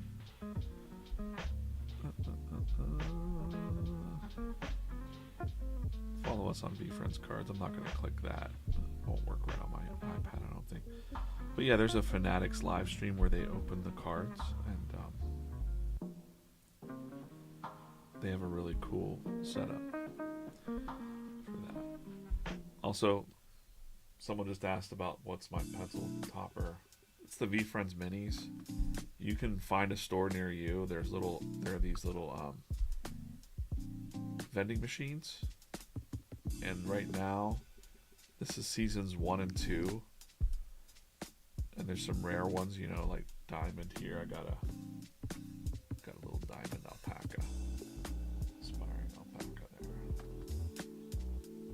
Yeah. And this is season 1 and 2 of the characters on these minis. And I think seasons 3 and 4 are coming out pretty soon. So you want to collect these now, or they're going to be like aftermarket things. Like someone's going to charge you hundreds of dollars for this little guy in the future. But yeah, these vending machines. You can also buy these vending machines. You can become a vendor if you have a location or something like that. Check that out. And I think I'm going to be getting some capsules that I can open up on the stream. I asked.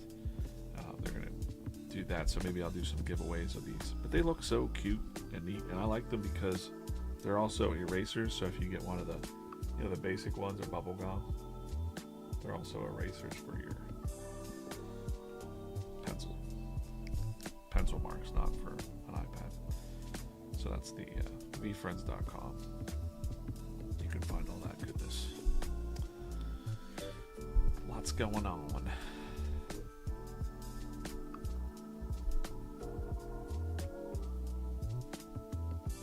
Dog Mama hopped over to IG and saw it. Okay, cool.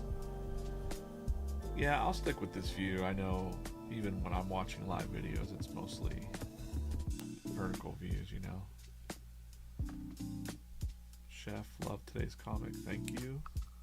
I had a spicier version of today's comic, and it was a little spicy. A little spicy. A little too spicy.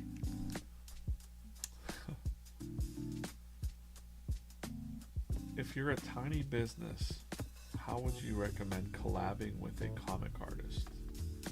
So, Carly on Instagram, if you're still listening, I would say, like, what kind of comics are you looking for? Because there's plenty of comic book artists out there. If you want to shoot me if you're looking for artists, I have the Jar Die Club, which has like 2,000 artists in it. I run the Jar Die Club, so you can message me, you can email me at DJ if you're looking for an artist. DJ at come on man, Draw or Die.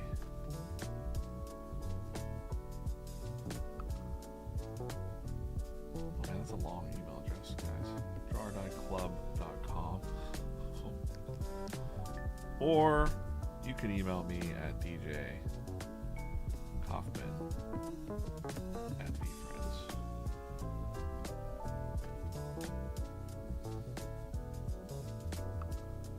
If you like. That's how you get a hold of me. Or you could probably even DM me at DJ Coffman. How about that? That's probably the easier way. You can DM me. These are really long email addresses. Just send me a DM. What am I doing? Email. Alright, never mind that. At DJ Coffman. On any of the socials, I'll get it. X, Instagram. I'll check. But yeah, there's a lot of artists out there looking for collaborations. I mean, you might want to consider getting a budget of some kind. Throw them a couple dollars if you can, because it's a lot of time to put into the art. So give them a couple bucks if you can.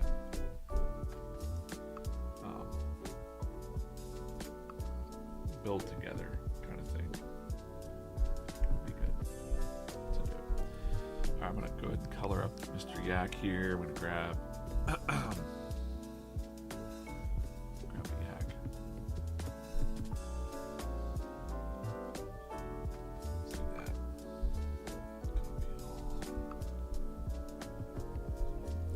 in the palette just so I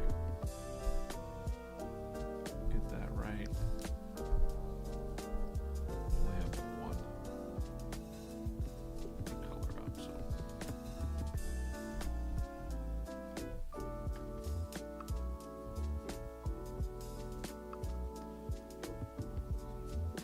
Bro Fit over on X. Hey man, what an enjoyable time watching you this morning. TTM. Phenomenal stories, great journey, loving it. Thanks. I appreciate you watching and hanging out, man. Appreciate that.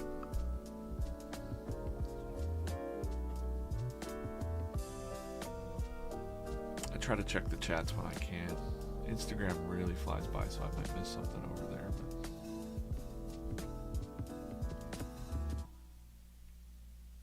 Tweeter Comics over on YouTube. Good morning.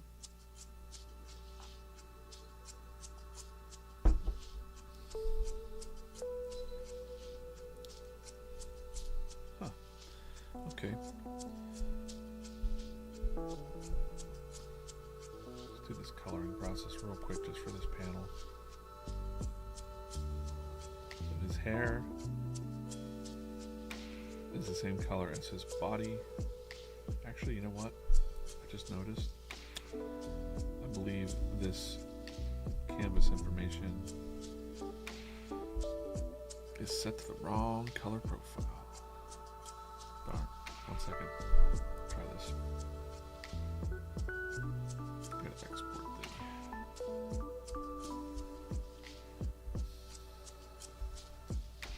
Do a little technical thing here. Time lapse replay, export time lapse video, full length.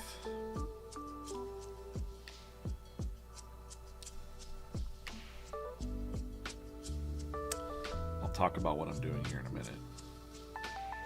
Save video.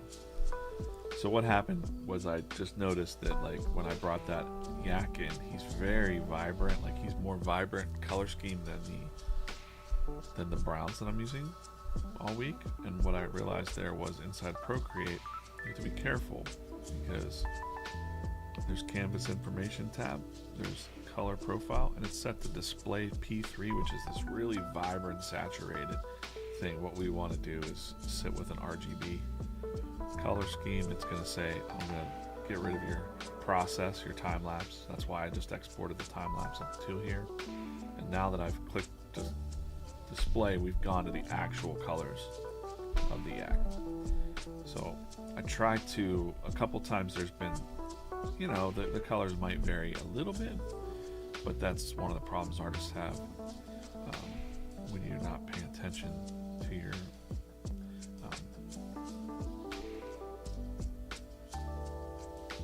if you're not paying attention to your color profiles, you can really mess up brand colors and things like that. It might not be important for you,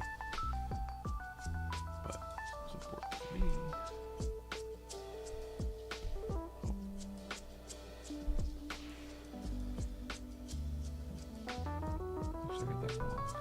His hair color is the same as his body color. He has 3 different types of browns going on, which is, you know, not the best character design. No slight to the character design. It's like, why would you have this many tones of brown? So we got the brown in his hands, his mane, his fingers here, and then his hoofs. And for his feet, he has hooves, and for his hands, he's got little hands. Because he's got to be able to grab things.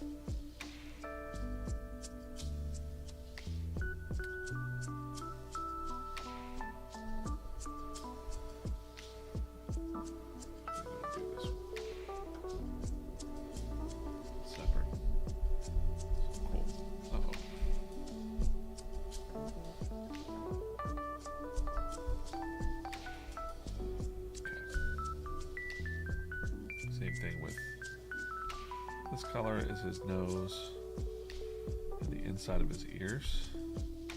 Kind of like this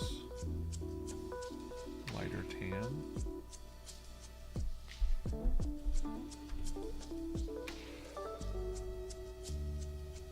And he also has like these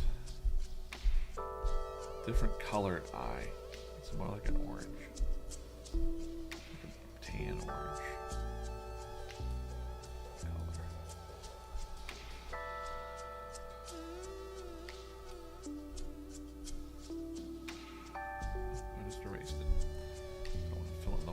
White. The inside of his nose is also this brown from his mane. And then his tongue color is like a silly putty color.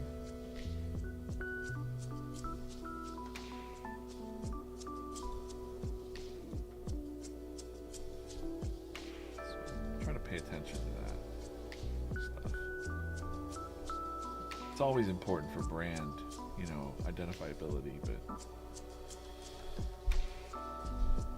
consistency. When you see YOLO Yak in the comics or whatever, just want you to know, like, that's YOLO Yak, that's not OG Ox, or that's not Brave Bison, or, you know, it'd be fun to draw the Bison, Brave Bison, YOLO Yak, OG Ox. They're kind of the what kind of animals are those? That's on the tip of my tongue. Bovines. Are they all kind of like the bovine family?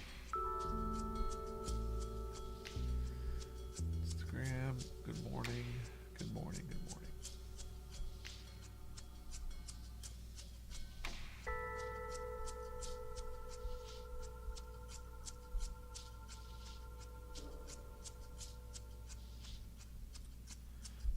My son is asking what application is being used for these drawings, so you can join in.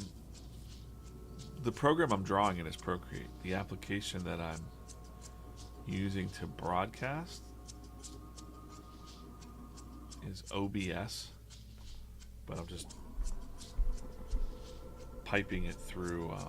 You use OBS for free, and then it takes a little learning curve there with OBS. It's not the easiest thing to just pick up. If I don't know which one you meant, but Procreate is what I've been using to draw for years now. Love it. Love Procreate. There's a lot of other good drawing programs too, but for me, personally, the brush feeling is just way more natural, and it just feels like real drawing to me whenever, you know, I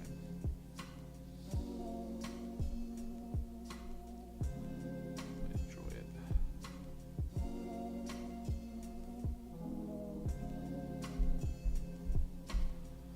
Santa Claus stopped by the TikTok stream. Santa Claus said best wishes. Thanks, Santa. We'll see you not real soon, but thanks, Santa Claus, for popping in. Appreciate you. Even the years you didn't give me what I wanted, but I was probably bad. I probably was naughty. Gotta admit. Best Christmas presents ever, anybody? Any Christmas standouts when you were a kid, not when you were an adult? I can do both. I'll answer this question. When I was a kid, the thing that first pops in my mind right now, best Christmas present, I got Snake Mountain from He-Man, and it had a little microphone thing that you could talk into, like a voice echoer. Snake Mountain. It was like the evil version of Castle Grayskull. I believe I had Castle Grayskull too, but I was super excited about Snake Mountain.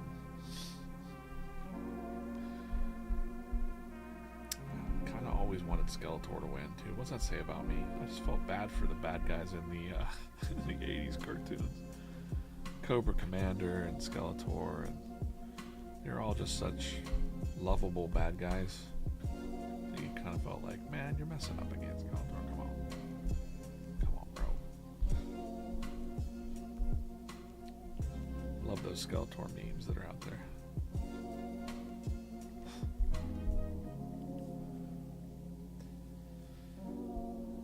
So that was the best present that I can remember as a kid that just pops out right now. The first feeling of that joy of like opening Snake Mountain. It was a huge box. That was cool. Feeling like this is super rad. As an adult, it seems lame to say, but I got this widescreen Samsung monitor one year for Christmas. And I'll never go back probably to a regular monitor up there because I just have so much going on. I can see you guys over here. I can see Instagram over here. I used to have like multiple monitors and it just took up so much. But I love this widescreen monitor setup. It's one of my favorite gifts that I got.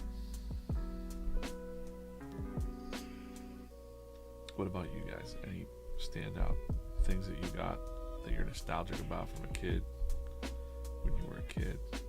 Did you not get anything for Christmas or holidays in general, birthdays? If you don't celebrate Christmas, got it. What am I doing?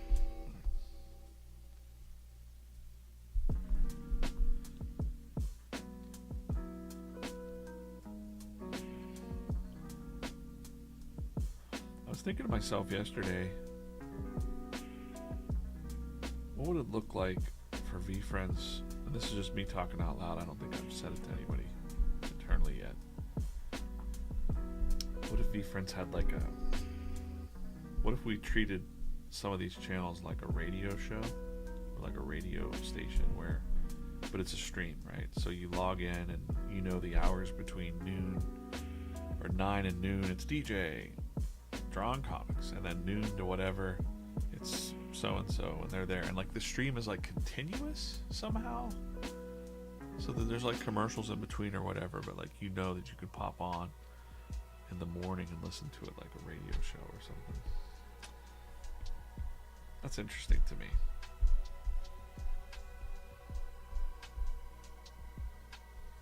Curious if anybody has any thoughts on that. The young lady yesterday said that she would tune into the streams because she didn't want to be overwhelmed by social media while she was like working or whatever. So she would just put the stream on, and it kept her from like doom scrolling. I thought that was interesting to learn.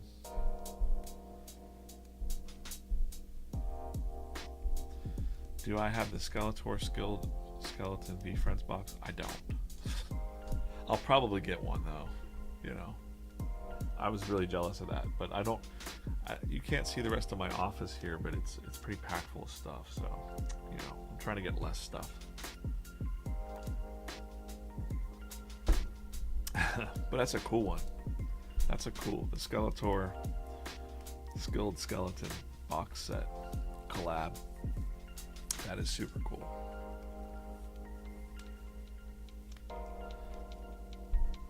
But yeah, gotta be careful of this stuff that I'm accumulating. Alright, good.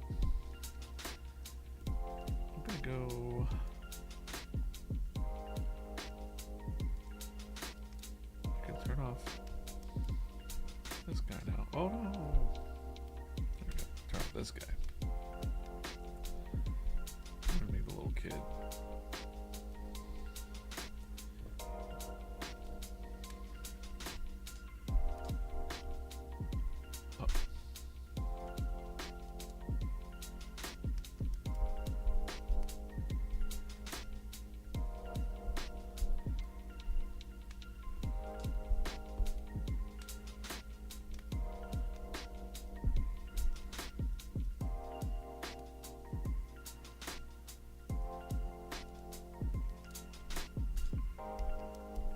You like the radio show idea? Bronson likes that. I guess I'm thinking of like calling it a radio show is probably a bad... I don't even know the technical setup that we could do. That it would be like a continuous stream. You know, it'd probably be easier if we were all in one spot. But doing it in the office up there is a little challenging. I know they do the VeeFriends live from there, but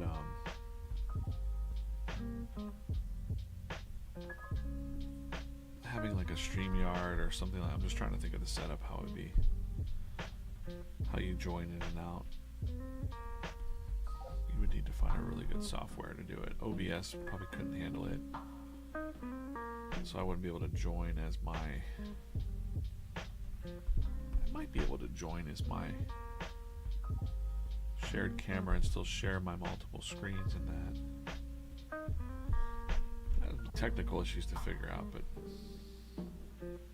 it's something that I would probably do as a fan of certain things. I'd probably put that on.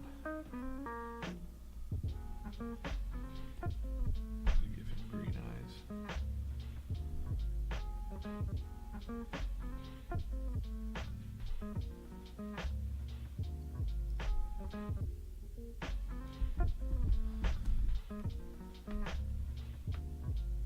Bronson listens to a station called Eruption UK out of London, and they have a WhatsApp group chat, and you can interact with the other members and the other listeners and stuff.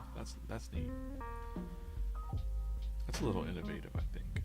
It was just interesting hearing that person say yesterday that social media was a little too overwhelming, and so they enjoyed the live streams because they could learn about things quickly and stay in the know in a different way. I was like, huh, that's interesting. She actually said it was the best way to keep informed, and I'm like, oh, I don't know if I'm the best. I don't know if my stream is the best to keep you totally informed. It could be, I guess. I could, make sure I don't want to speak out of line about things. So sometimes whenever someone just asked me about guests at VCon, I'm like, I have no idea. If it was announced, I didn't see it, so I don't want to say. So I'm not going to accidentally say something I don't know about. But I have no idea, to be honest. I have an inkling of an idea, but I don't know official idea. So I only want to talk about what I know, what I'm allowed to say, or what we can say. I don't want to say like what I'm allowed to say. That sounds like someone's like being. Of course, we gotta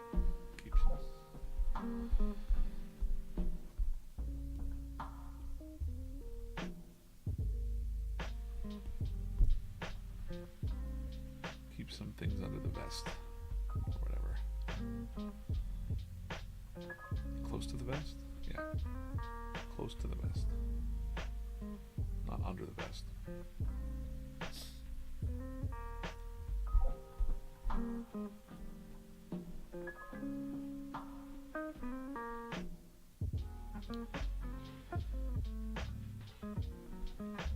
The longer I'm doing this, like the longer I'm sitting here talking for. I've been live since 8:30, so we've been going for 2 hours.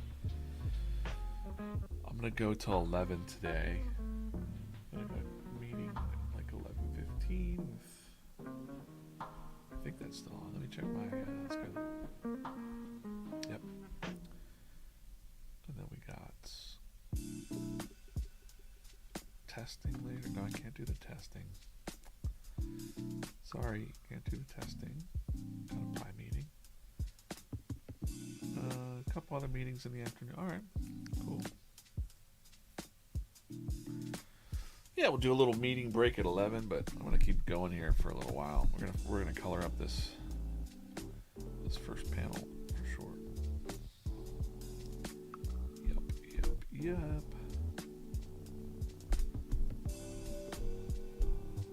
I literally threw this background music together this morning before the stream. It's just like royalty-free, chill vibe, lo-fi. But I might actually start making my own little mixes too. If I don't have any time to do that, but I might make my own little mixes because it might be a little bit too much piano and stuff for me, for my liking. At least there's no like saxophones, like or horns. Horns always disrupt my imagination. When someone starts tooting on a horn, I'm like, oh man, now it's got me. Can't do it. All right, Mr. Harpick, let's see what's up. So I'm gonna actually pull in, show you what I do here. Whenever I'm doing that, what I talked about earlier, the color matching, I'm gonna grab Harpick here and throw him in.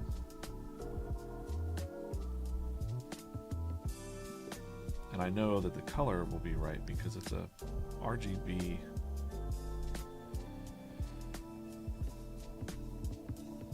file from the internet, and this is an RGB file. So I'm matching the same modes. So I can just click that blue and make sure I'm back on that. Oh, nope. Oh, he's on his own layer. Okay. We're gonna merge that down.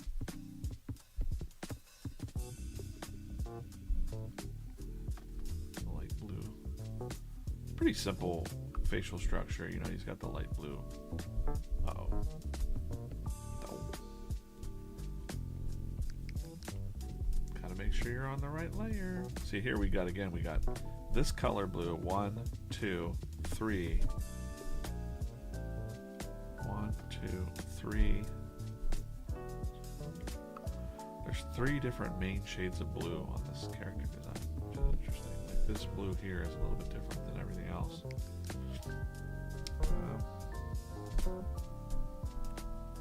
But that's his face, so that's what we're gonna go with. Just want to make sure I get it correct.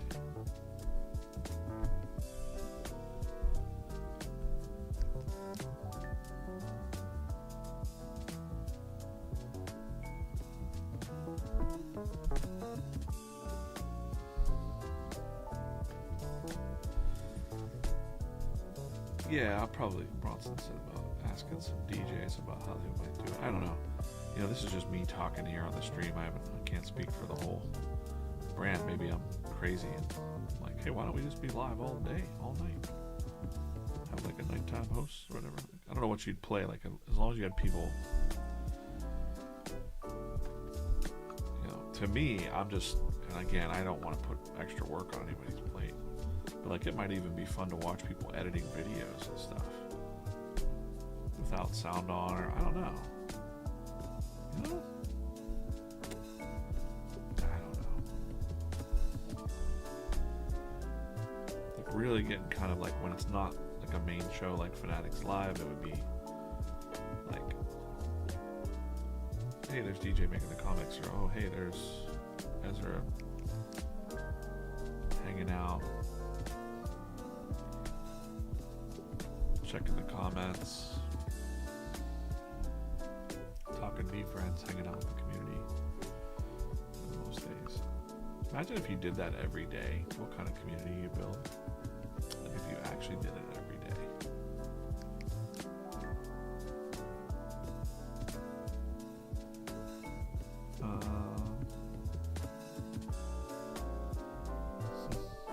Oh, that's super nice. I love that comment. Bill Dollar Barber said, I want my 1-year-old son to watch this like he watches Mrs. Rachel. I know exactly what you mean. That's super cool.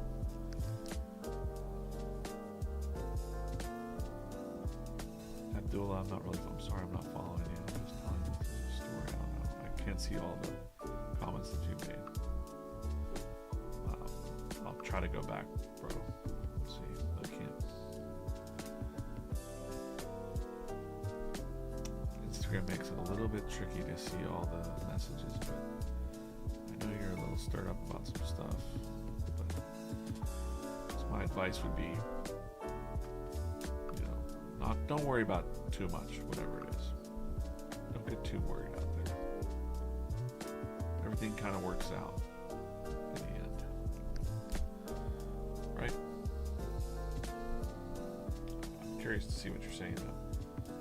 If so, suppose if a student's final year exam is becoming one of the greatest bets, what do you think about that student? I don't know, I can't follow that.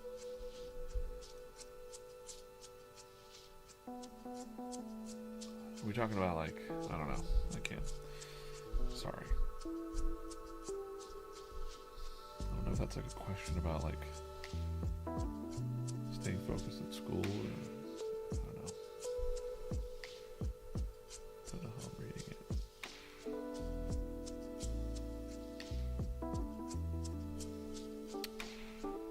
Somebody else asked if I went to art school. I said no. I'm self-taught, but I'm not against art school or anything like that. As a matter of fact, I was a very stubborn teenager, and I could have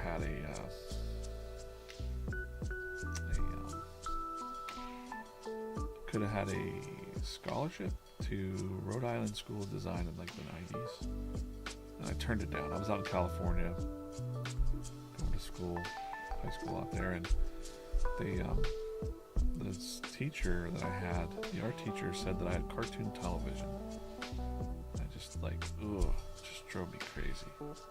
Hated that. So I left her art class and went into the print shop class, graphic design class, newspaper. We printed the newspaper, we made the newspaper, because I always just wanted to be in newspapers, comic strips, all that stuff.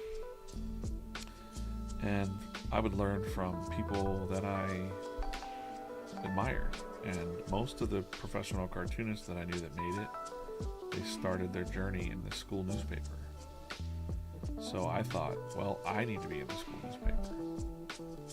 But my junior year in high school, there was already a senior that was like the high school cartoonist, right? I was like, nah, this guy.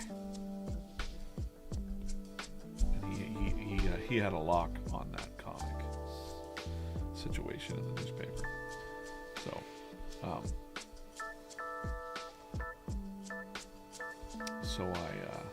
I stayed.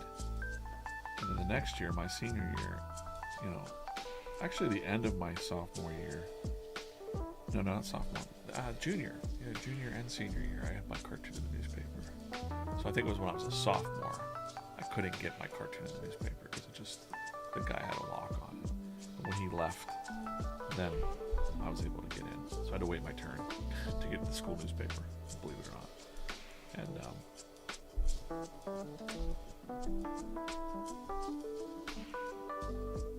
And so yeah, that's the path that I took. I always kind of looked at like what interesting, unique things that they did can I do? And I didn't have like a mentor or master or anything like that, so I just had to learn myself. And I think for this, if it was just like a one-head design for Harpic here, I'm gonna just draw because I want it to be more like a Batman-ish logo on the shirt. Be like,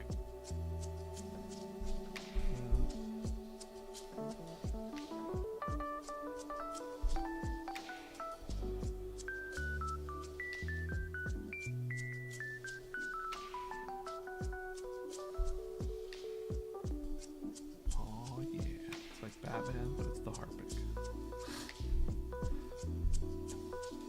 I drew merch for years, for 10 years, for lots of different creators and YouTubers, so kind of have a knack for little iconic doodles. Oh, darn. Okay. Try that one more time. Wasn't paying attention, I drew it on the wrong layer. Let's try it again. Let's try it again. That's pretty cool, man. Thanks for saying that about Miss Rachel, and having your kids want to watch this. I try to watch my behavior. Try to watch my language. Keep it all ages.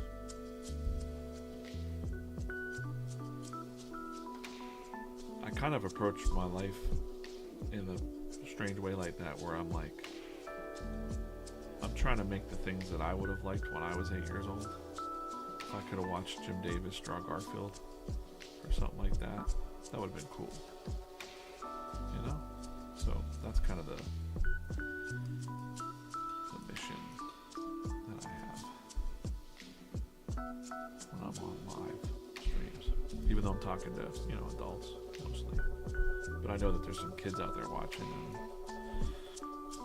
I take great responsibility in that, because I know I had kids. I raised 3 boys. I wouldn't want parents worry about what their kids are watching on the internet.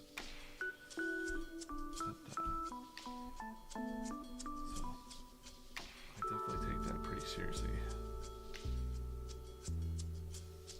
And what an honor that is too. That's a feeling of like, it feels very honorable. I feel very honored to have a parent say that they would want their kid watching me. That's pretty neat. I appreciate that.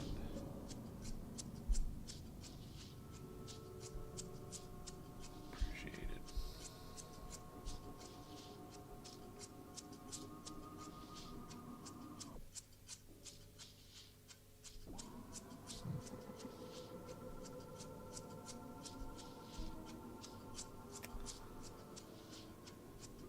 Sorry, I can't follow along with some of that. Whatever you're saying, I'm drawing a comic. I'm not ignoring you, I just can't follow the random conversation that's going on right now. But thanks for hanging out. try my best to understand what you're saying, but sometimes I don't follow. What's up? Actually, this is yellow. We're really in the pixels now. We're deep in those pixels. Look at that. We're deep in them pixels.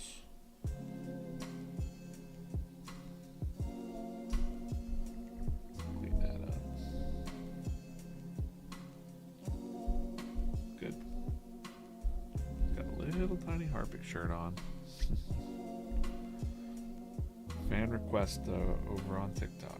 Thanks, guys. Dog Mama and I think Thought Wrong might have put that in there. Hopefully that came out good. Good. All right, cool. Now we're done.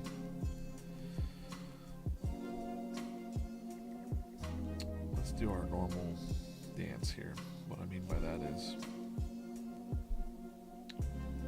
clear this. This is normally how I would color a comic page here. So I'm going to turn off the roughs. This is the background color. I'm going to take some gray,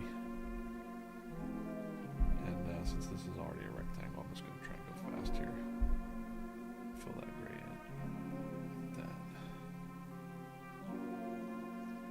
Like that. I'm a little off. So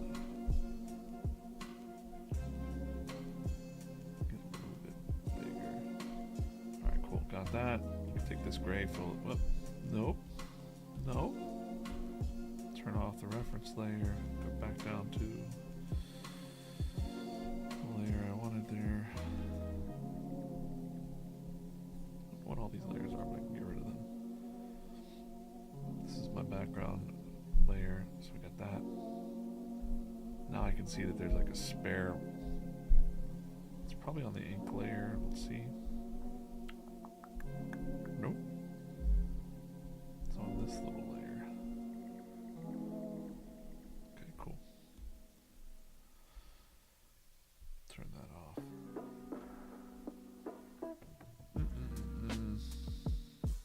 Back to this layer. I want to color the balloons first. They're on the other layer. Right? And now, if I take that and group that layer, I can turn the balloons off and on. See that?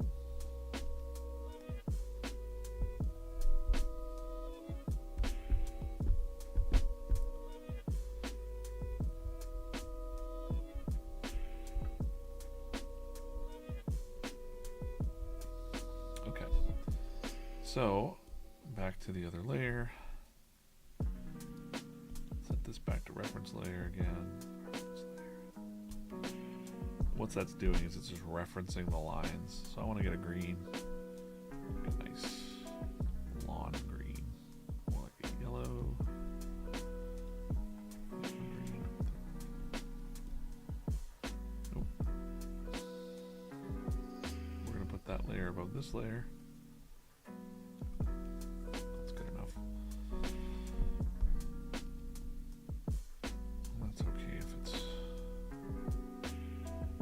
Find where the broken line is that made the green. It's right there.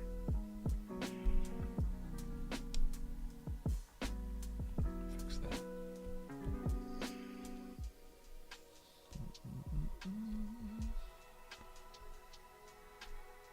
Are there any other broken lines that's letting that green come through? Yep, right here.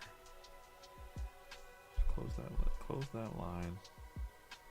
Any others? Maybe there. The reason I do that is because if I want to grab a brown now for the tree, I can just drag and drop and it stays closed. Hopefully that makes sense. But I put it on the wrong layer, so that's not great. Put it on the green layer. There we go. So.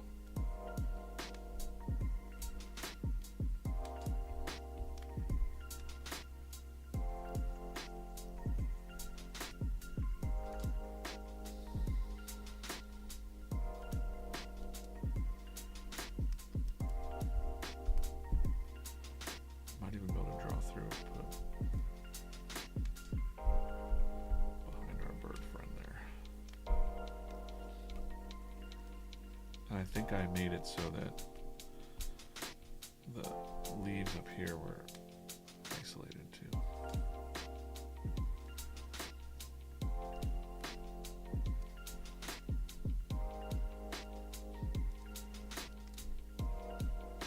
Different tone.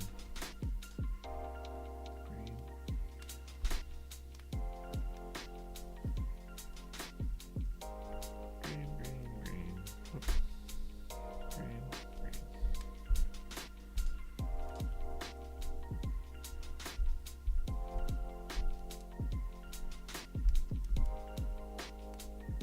Nope.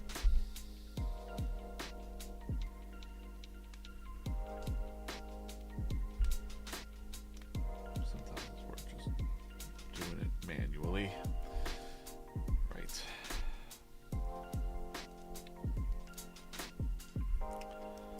All right. Cool.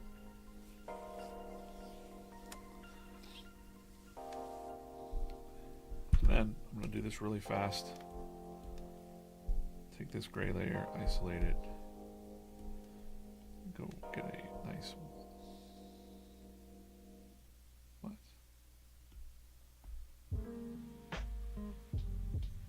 I don't want complementary colors.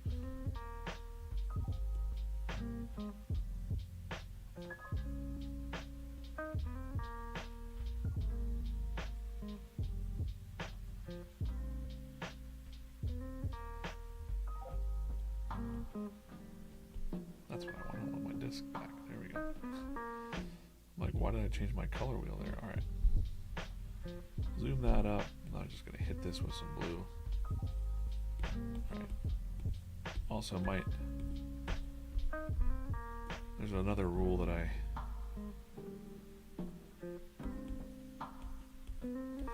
think about is that the sky isn't always blue. So we start with the blue. Throw a little purple in there. So maybe it's the sun's going down. That's just, actually the sun is going down in this strip. So the orange would be closer to the horizon. Down here. Just starts to look nice and digital painting, you know. There's still a little blue peeking through. Maybe brighten it up a little bit. Just a little bit.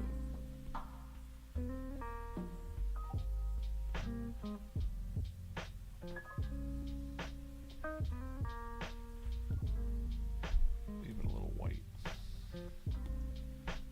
Mix a little white in there, just enough.